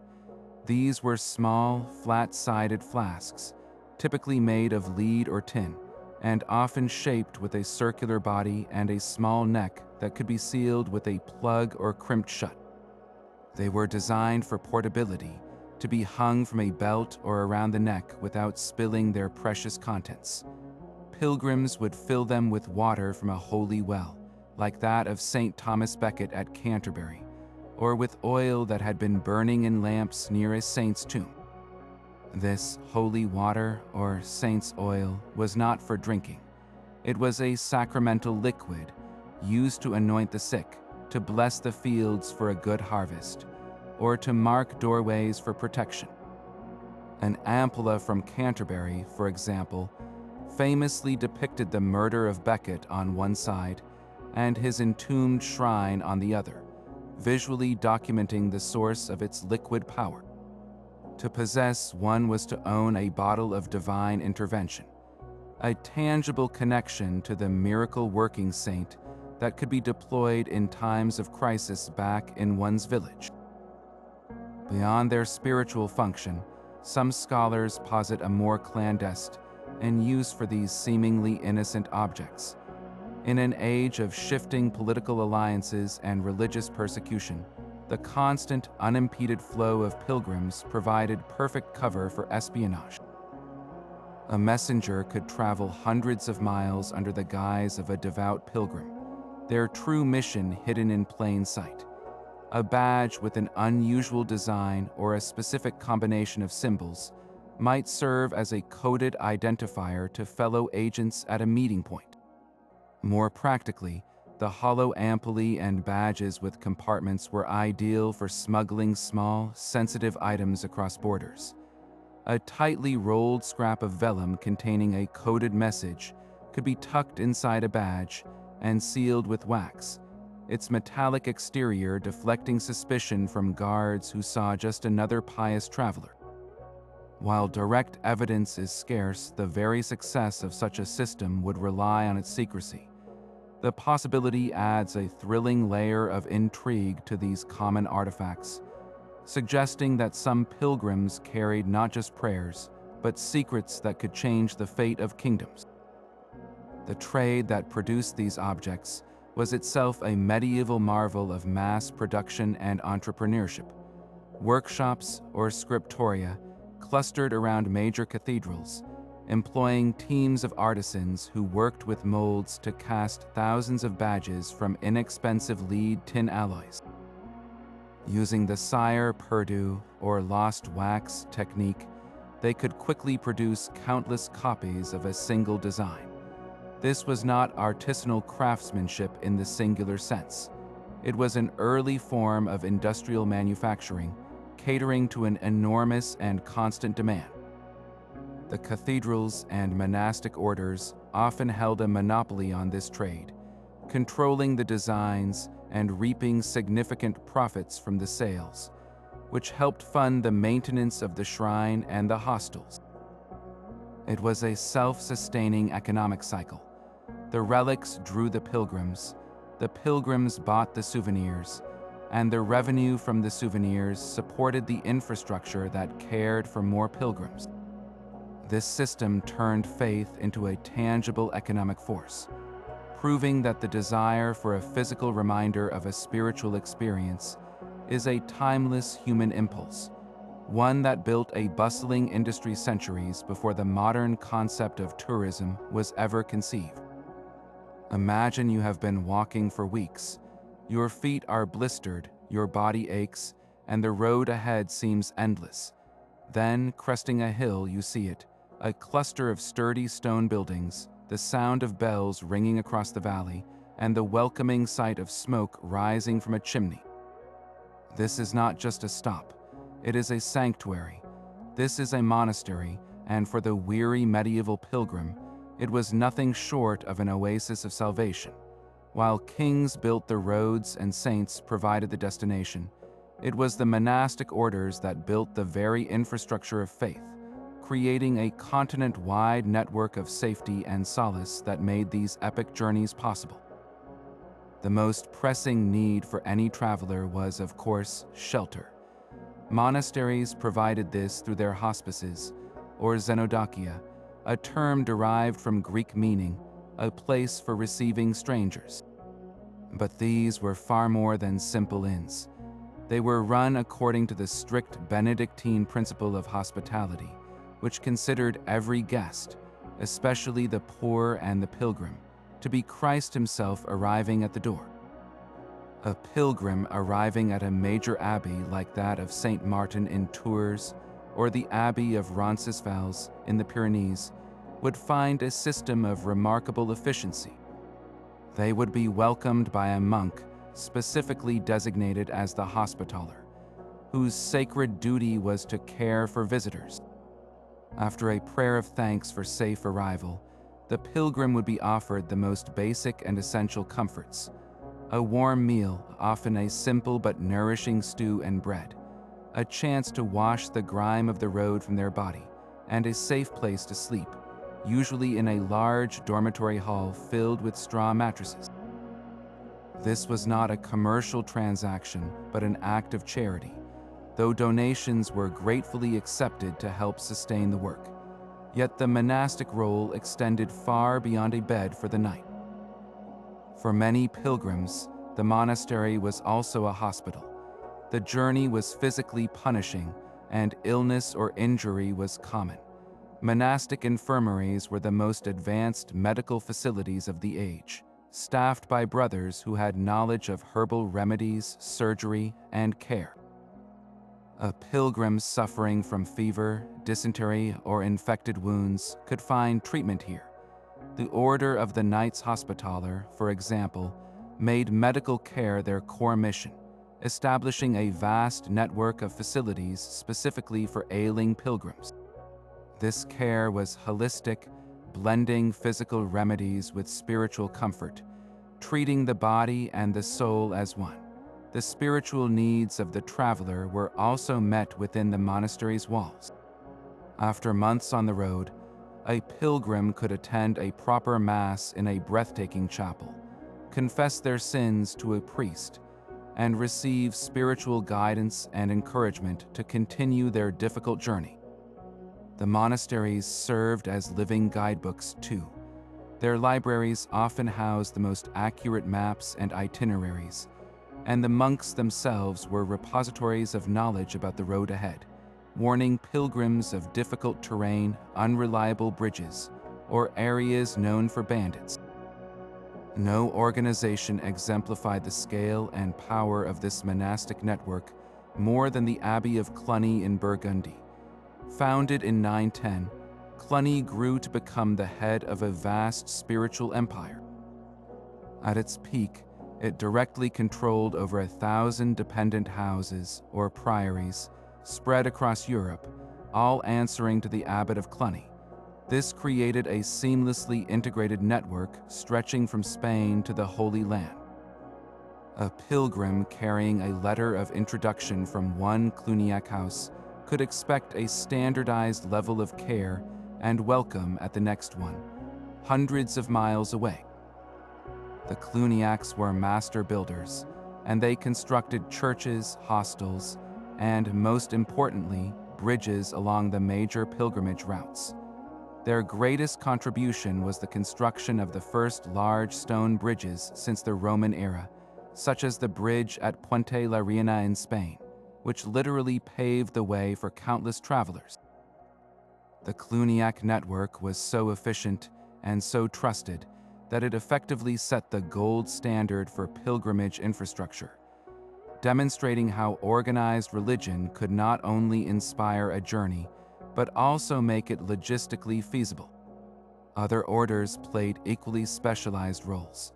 The Cistercians, though more austere and located in remote valleys, offered serene refuge and were known for their expertise in agriculture and water management, ensuring a clean and reliable water supply for travelers. But perhaps the most dramatic protectors were the military orders, namely the Knights Templar. Originally founded to protect pilgrims on the dangerous road to Jerusalem, they established a chain of fortified commanderies along key routes, most notably across the perilous landscape of northern Spain on the Camino. These were not peaceful monasteries but sturdy castles garrisoned by warrior monks. A pilgrim group could request an armed escort from the Templars to safely navigate bandit-infested stretches, and their distinctive red-crossed banners flying from a commandery tower were a universal symbol of security in a lawless land. The presence of these monastic way stations fundamentally altered the economics and psychology of pilgrimage. Knowing that a safe haven existed at regular intervals made the seemingly impossible journey a series of manageable steps. It reduced the need to carry vast amounts of provisions and allowed the sick and injured to recover without being left behind. Furthermore, the monastic network created a rhythm to the pilgrim's life, one of travel and rest, of hardship and sanctuary, mirroring the spiritual cycle of sin and penance that defined their entire quest. These institutions were the silent partners in every successful pilgrimage, the unsung heroes whose walls of stone and faith held back the chaos of the road, making them not just the inns of the spiritual road, but its very guardians. For the kings and popes of medieval Europe, the great pilgrimage routes represented far more than a path to salvation. They were a web of power, a ready-made infrastructure for control that could be leveraged in the endless Game of Thrones. While the individual pilgrims sought personal redemption, the powers that be saw a river of humanity that could be dammed, diverted, and channeled to serve the state. The first and most straightforward tool of control was taxation.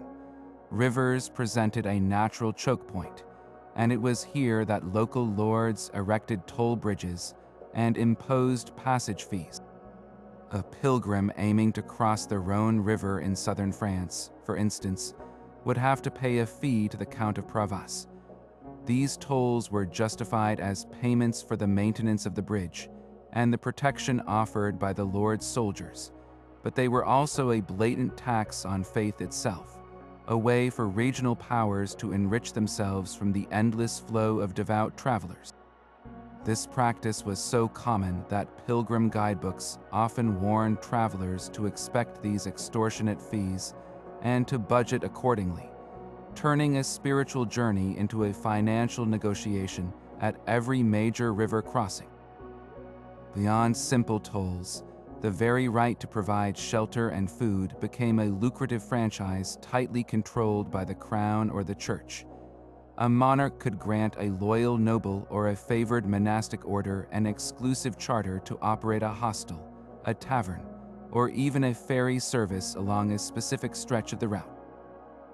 This created local monopolies, ensuring that the economic benefits of the pilgrimage were funneled into the hands of trusted allies, thereby strengthening their loyalty and extending the crown's influence into remote regions. The pilgrimage road, in effect, became a spine of economic and political control, with the ruler placing their clients at key vertebrae along its length. This system of charters also allowed authorities to standardize prices to some degree and minimize the exploitation of pilgrims by rogue innkeepers. But its primary purpose was always consolidation of power and wealth. The Church, for its part, wielded a more subtle but equally powerful form of control, the monopoly on sanctity.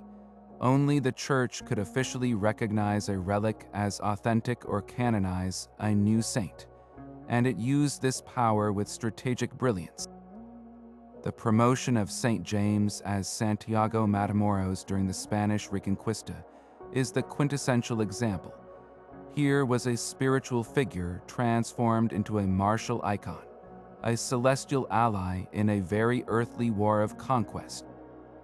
By encouraging pilgrimage to Compostela, the Church and the Spanish kings were not just fostering devotion, they were financing a military campaign. The wealth generated by pilgrims helped fund the armies that fought to push the Moorish powers out of Iberia. And the very presence of thousands of Christians traveling through northern Spain helped to consolidate Christian control over the region, effectively using faith as a tool of colonization and territorial expansion. This manipulation of devotion reached its most cynical heights during times of political instability, such as a disputed royal succession. A claimant to a throne with a weak bloodline might suddenly discover a powerful new relic within his domains or loudly publicize miracles associated with an existing shrine. By attracting a flood of pilgrims to his territory, he could demonstrate divine favor, bolster his popularity among the common people, and generate the wealth needed to by the loyalty of key nobles. The pilgrimage route could be weaponized to create a spectacle of legitimacy, a public relations campaign fought with relics and miracles instead of swords and lances. Conversely, a rival power might attempt to discredit a popular shrine in enemy territory, spreading stories of fraudulent relics or divine displeasure, aiming to dam the river of pilgrims and starve their opponent of both revenue and spiritual credibility. The physical safety of the road also became a potent political tool, a king who could guarantee safe passage through his lands, by stationing troops to clear forests of bandits, by punishing lords who preyed on travelers, or by supporting military orders like the Templars, was a king demonstrating effective governance and earning the gratitude of thousands. This ability to provide security was a direct reflection of a ruler's power and authority. Conversely, a region known for lawlessness and danger on the pilgrimage route was a region whose ruler was seen as weak or negligent. Therefore, maintaining the safety of the pilgrims was not just a moral duty but a vital political imperative, a way to project strength and stability to all of Christendom. In the end, the dusty path of the pilgrim was never just a road. It was a stage upon which the eternal drama of medieval power was perpetually performed, with souls and sovereignties being the ultimate prizes. But not every path remained etched in the landscape. For every road to Rome or Santiago that still echoes with the footsteps of modern travelers, there were dozens of other routes that simply faded away, erased by reformation, war, or the slow, silent shift of faith.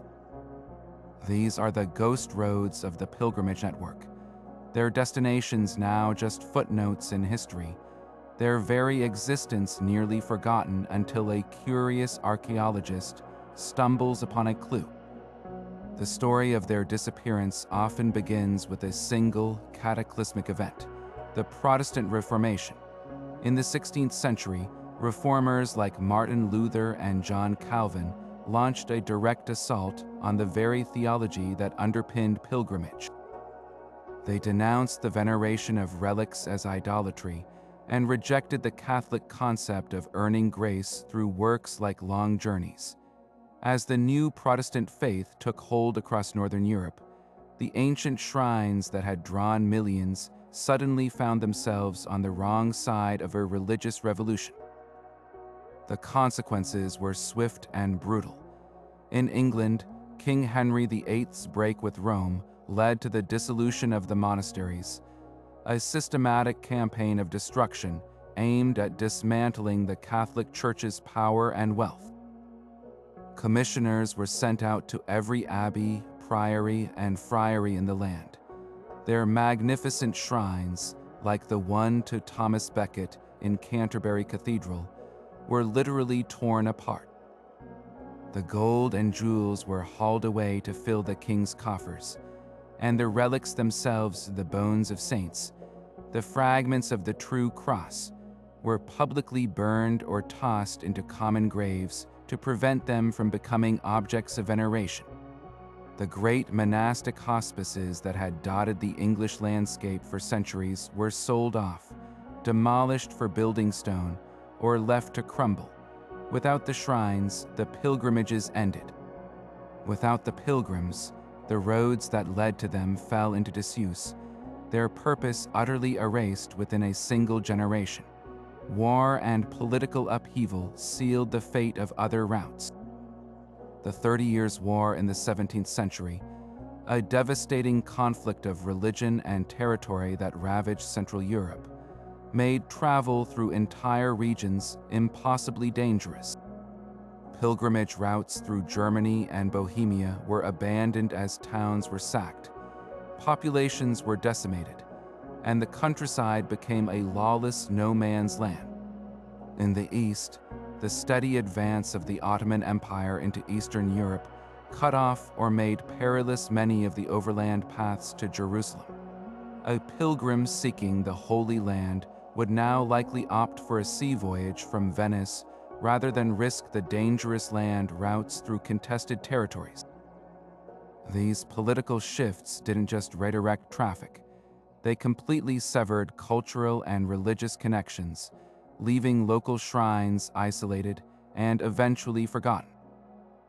As the roads grew over, the stories associated with them faded from memory, surviving only as vague local legends about a monk's path or a saint's way, leading to a field of ruins.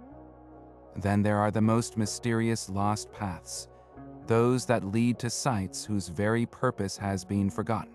Across Europe, particularly in remote areas, you can sometimes find a worn track leading to a solitary chapel in a forest, a holy well tucked into a hillside, or a curious statue in a farmer's field. These places were once local centers of intense devotion, perhaps associated with a miraculous healing, a vision of the Virgin Mary, or the deeds of a now forgotten local saint. Their fame was never international, but regional, drawing devoted crowds from nearby villages for annual festivals and prayers. When the parish priest who maintained the tradition died, or when a new, more convenient church was built in the next town, the custom of visiting that remote site might simply fade away. The path, no longer trodden by faithful feet, would be reclaimed by brambles and trees, its destination becoming just another mysterious ruin on the old map. Rediscovering these lost spiritual highways is a detective story that blends cutting-edge technology with old-fashioned historical sleuthing. Archaeologists and historians are the detectives, and their clues are tantalizingly diverse. Sometimes, the evidence is hidden in plain sight, encoded in the landscape itself. A peculiarly straight hedgerow cutting across a modern farmer's field might follow the line of an old track. A place name on a map can be a vital clue, a field called St. Catherine's Rest, or a bridge known as Palmer's Cross, immediately signals a lost pilgrimage connection. Old property boundaries and medieval legal documents often mention roads and paths that no longer exist, allowing researchers to painstakingly piece together their possible routes. Technology has revolutionized this search. Light detection and ranging, or LiDAR, is perhaps the most powerful tool. This technology uses laser pulses shot from an aircraft to map the ground surface, effectively digitally stripping away all the trees and undergrowth to reveal the ghostly impressions of ancient features hidden below. With LiDAR, archaeologists have discovered the faint, linear holloways roads worn deep into the earth by centuries of footsteps, snaking through forests where no path is visible to the human eye on the ground. They've located the faint outlines of long-vanished chapels and the foundation stones of pilgrim hostels, allowing them to literally map a lost route from its starting point to its forgotten destination. Ground-penetrating radar can then be used to investigate these sites without digging, revealing buried walls and artifacts. The humble pilgrim badge also plays a role. When metal detectorists find these souvenirs scattered across a field far from any known road, it strongly suggests a previously unknown alternate path or a local shrine that attracted visitors. Each tiny, discarded badge is a data point, helping to chart the spiritual geography of a medieval world we are only just beginning to remember.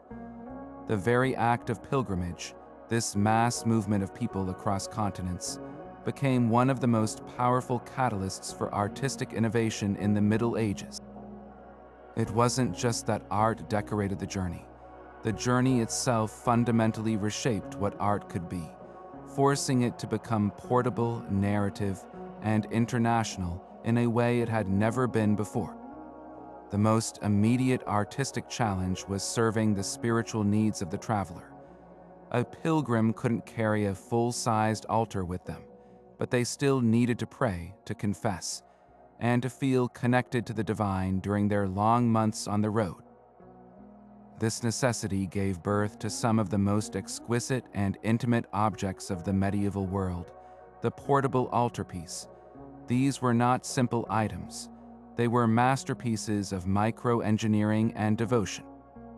Crafted from fine materials like ivory, precious metals, or rare woods, a typical portable altarpiece might fold open like a book to reveal a tiny, detailed cosmos of faith.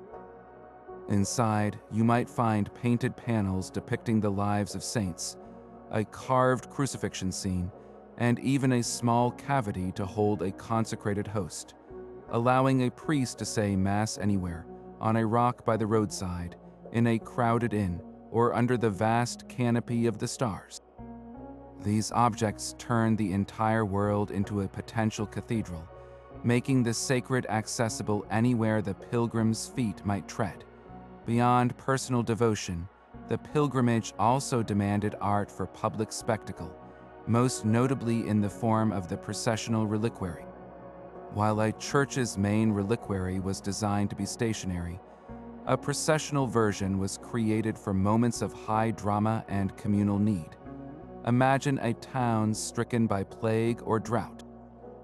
The clergy would lead a desperate procession through the streets, and at the heart of this moving prayer would be the saint's relics, housed in a magnificent container designed to be seen from every angle.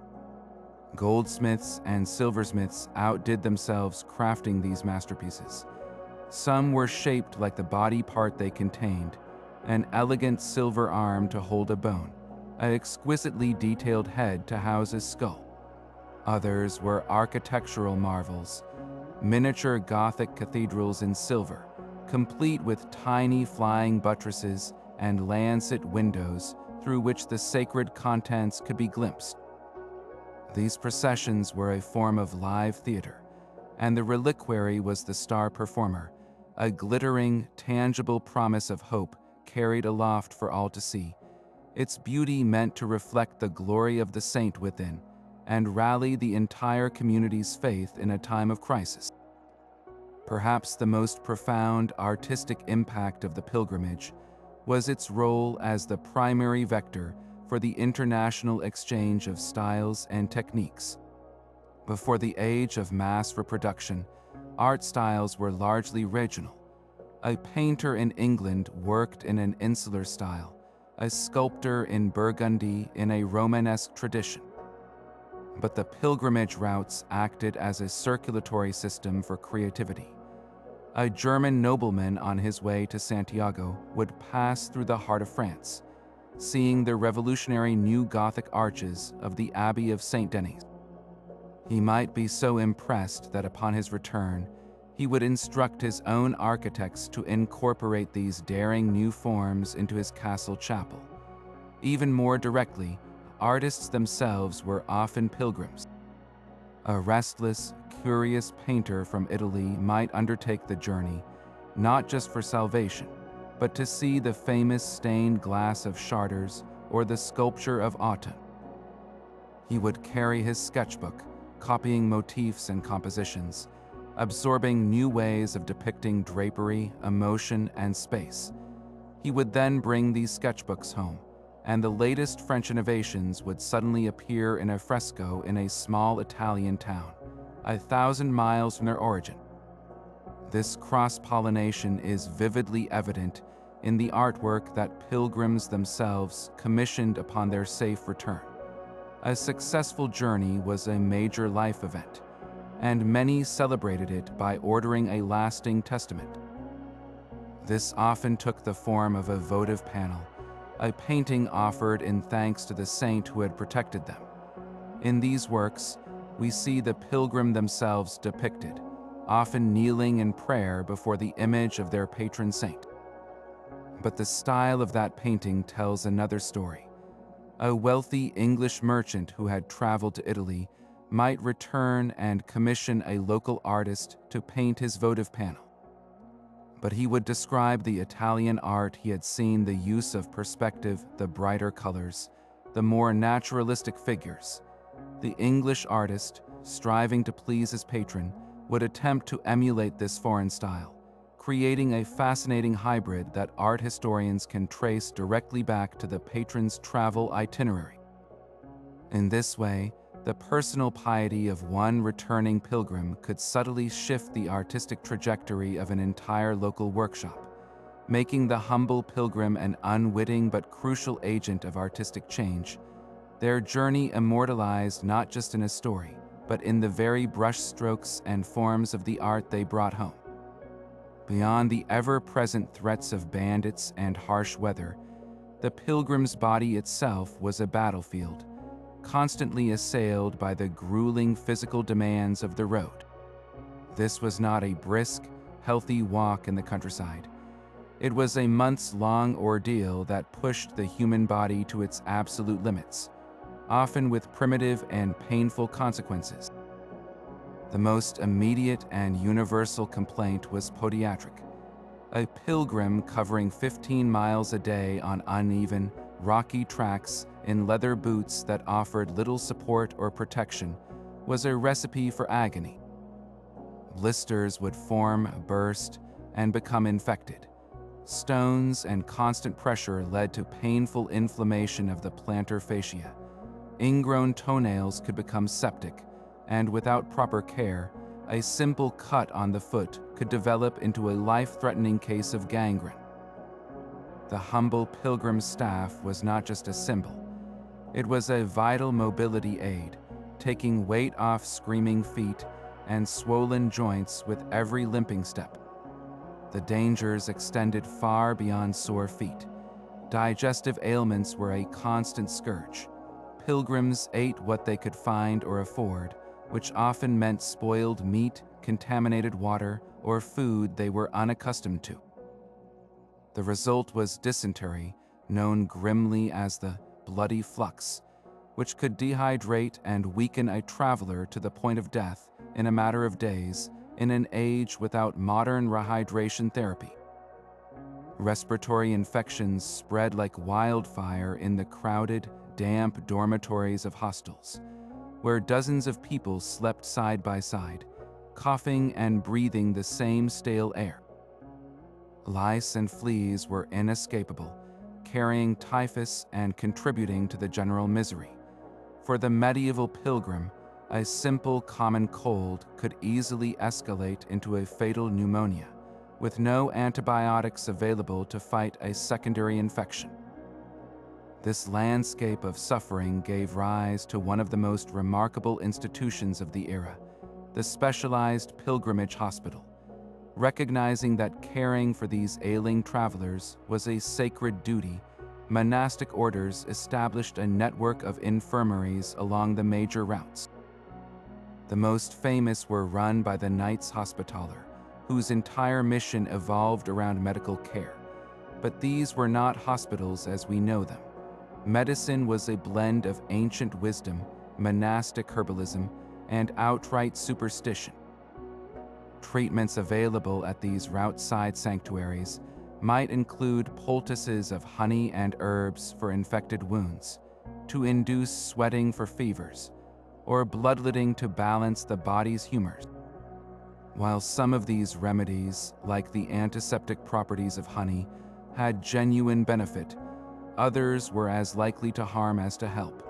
Yet, the care provided was holistic. Beyond physical treatments, the monastic caregivers offered spiritual comfort, believing the health of the soul was inextricably linked to the health of the body. A stay at such a hospital was as much about prayer and confession as it was about rest and recuperation. For many, however, the journey was undertaken not in spite of illness, but because of it. When every local physician and remedy had failed, pilgrimage became the final, desperate gamble for those deemed incurably ill. This was particularly true for conditions like blindness, paralysis, or the mysterious wasting diseases for which medieval medicine had no answer. The families of the afflicted would often pool their resources to send their loved one on the road, sometimes hiring a companion or guide to assist them. The hope was not for a medical cure, but for a divine one. The entire journey was a prolonged prayer, a physical manifestation of faith that they believed could trigger a miracle at the destination. The suffering endured on the road, the pain, the hunger, the exposure was seen as part of the penitential process, weakening the physical body to somehow strengthen the spiritual plea for intervention. This transforms our understanding of these travelers. Among the streams of devout pilgrims were countless numbers of the terminally ill, dragging their broken bodies hundreds of miles on a literal journey of hope. Their presence adds a layer of profound poignancy to the historical record.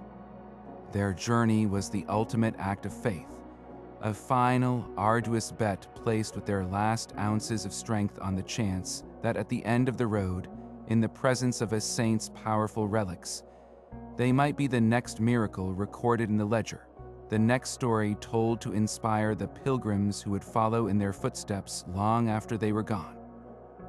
Today, those ancient roads are humming with life once more, not with penitents seeking indulgences, but with a new generation of seekers. The resurgence of interest in walking these historic paths is one of the most fascinating cultural stories of our time.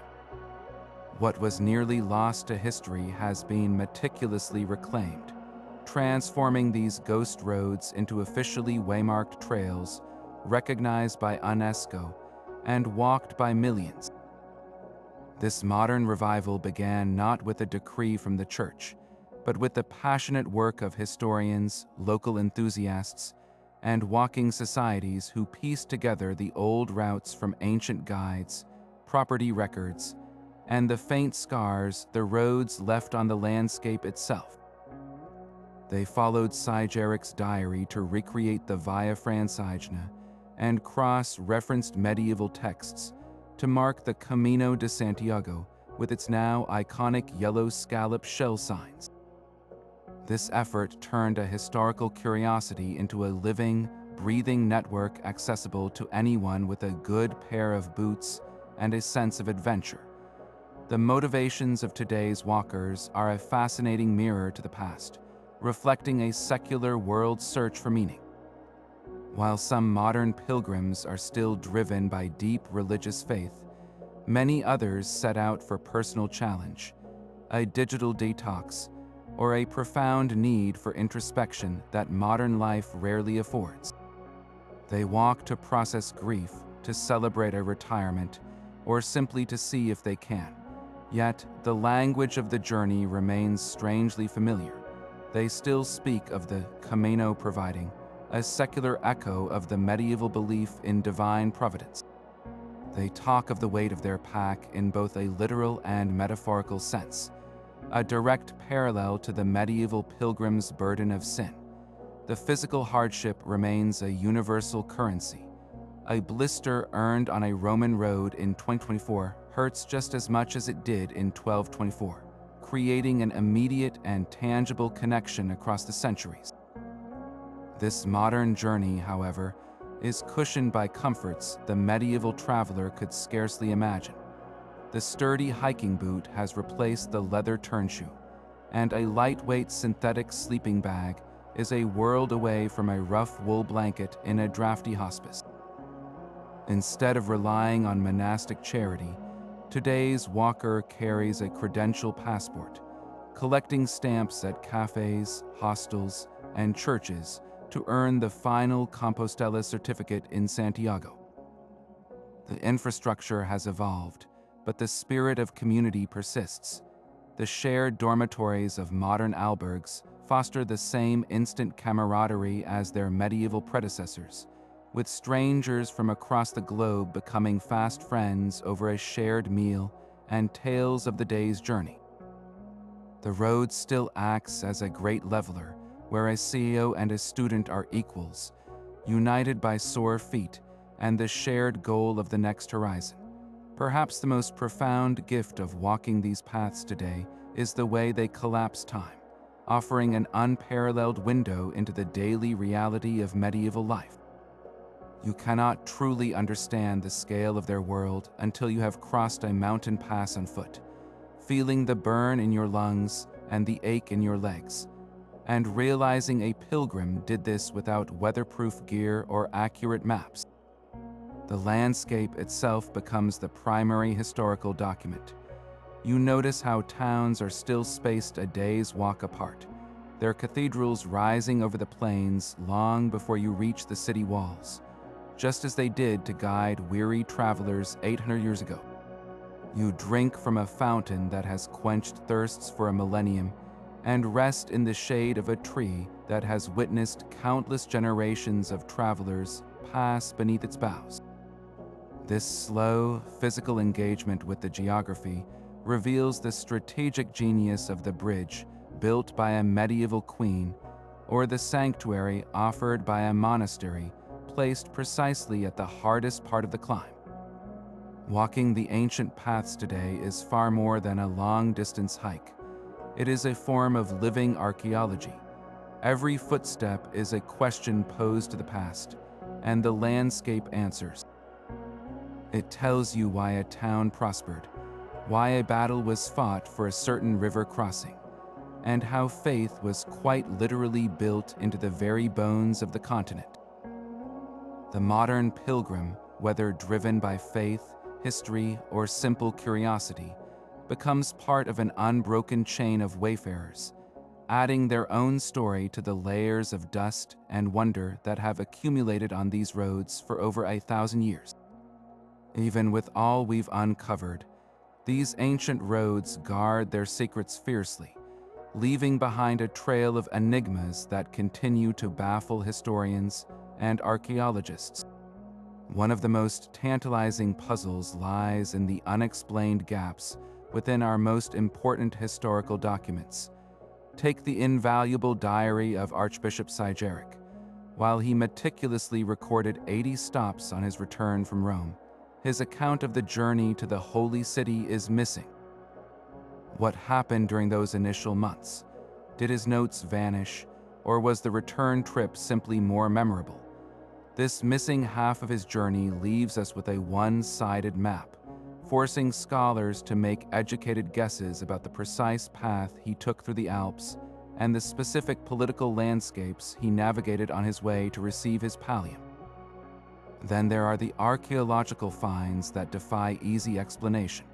Across Europe, metal detectorists and archaeologists have unearthed pilgrim badges in locations that make no sense far from any known pilgrimage route, buried in isolated fields, or even discovered in Viking grave sites in Scandinavia. How did a badge from Santiago de Compostela end up in a Norse burial mound? Was it a souvenir from a Viking who converted and traveled south, a trade item, or evidence of a previously unknown network of exchange? Each out-of-place artifact is a clue to a story we can only partially decipher, hinting at journeys taken off the beaten path, personal detours, or even the movement of these objects as valued curiosities rather than religious tokens. Perhaps the most haunting mysteries are the lost sites themselves. Medieval guides make passing references to hostels, chapels, and holy wells that have simply vanished from the landscape and the historical record. They have names like St. Catherine's Rest or the Chapel of the Holy Cross, places that were once vital way stations for the weary traveler. But where were they? Were they destroyed during the Reformation, abandoned and swallowed by forest? Or did their names simply change over the centuries, leaving us to guess which modern village sits atop their foundations? The quest to find the physical location of the White Church, mentioned in a 12th century guide, or the exact Holy Well with Twin Oaks, described by a returning pilgrim, is a real-world historical treasure hunt, with researchers using LiDAR technology and soil analysis to find traces of these waypoints that have been erased by time. The identities of certain sites are another profound puzzle. In northern Spain, not far from the main Camino route, there is a small, beautifully carved Romanesque church in the village of Unate. Its design is unique, an octagonal floor plan surrounded by an elegant external arcade, standing utterly alone in a field. No contemporary document explains who built it, why it was constructed in such an unusual shape, or what its precise purpose was. Was it a funeral chapel for the Knights Templar, a lighthouse church to guide pilgrims, a stop for a special branch of the Camino? The silence of the historical record is deafening, and the church keeps its secrets, a silent stone question mark on the landscape. Finally, there is the enduring enigma of the routes that predate Christianity. We know that many pilgrimage paths were laid over much older trackways, prehistoric trade routes, Bronze Age paths to sacred springs, and Roman roads. But to what extent did these older paths dictate the spiritual geography of the medieval world? Did pilgrims walk to Compostela because it was the Field of Stars? Or was it designated the Field of Stars because it already sat at the end of an ancient, powerful ley line or celestial pathway known to pre-Christian cultures? The alignment of certain churches with solstice sunrises, or the discovery of megalithic stones reused in their foundations, suggest a deep, layered sanctity to these routes that the medieval church may have been consciously harnessing, understanding an old magic to better build a new faith.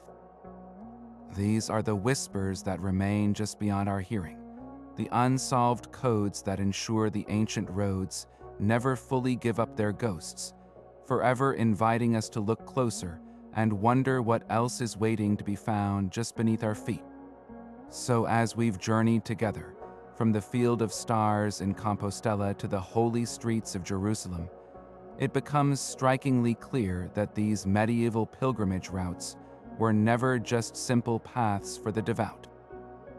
They were the internet of their day, a vast, continent-spanning network that connected cultures, spread revolutionary ideas, and fundamentally transformed Europe in ways its kings and popes could never have fully anticipated.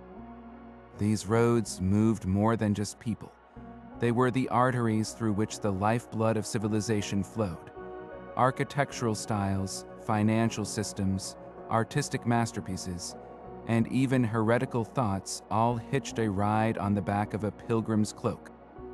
They built economies out of faith, turned local saints into international celebrities, and quietly laid the groundwork for the Renaissance and the modern world that would follow. The pilgrimage was a paradox, a deeply personal act of penance that created a powerful collective engine for change, proving that when people move, ideas travel with them, and nothing is ever quite the same again. This leaves us with a final thought to carry forward. If these ancient roads were about more than just reaching a destination, if they were about transformation, connection, and the search for meaning, then what are the modern equivalents we undertake today? Perhaps it's a long-awaited trip to trace your family's roots, a through hike on a national trail to find clarity, or even a journey to witness a total solar eclipse, standing in shared awe with strangers.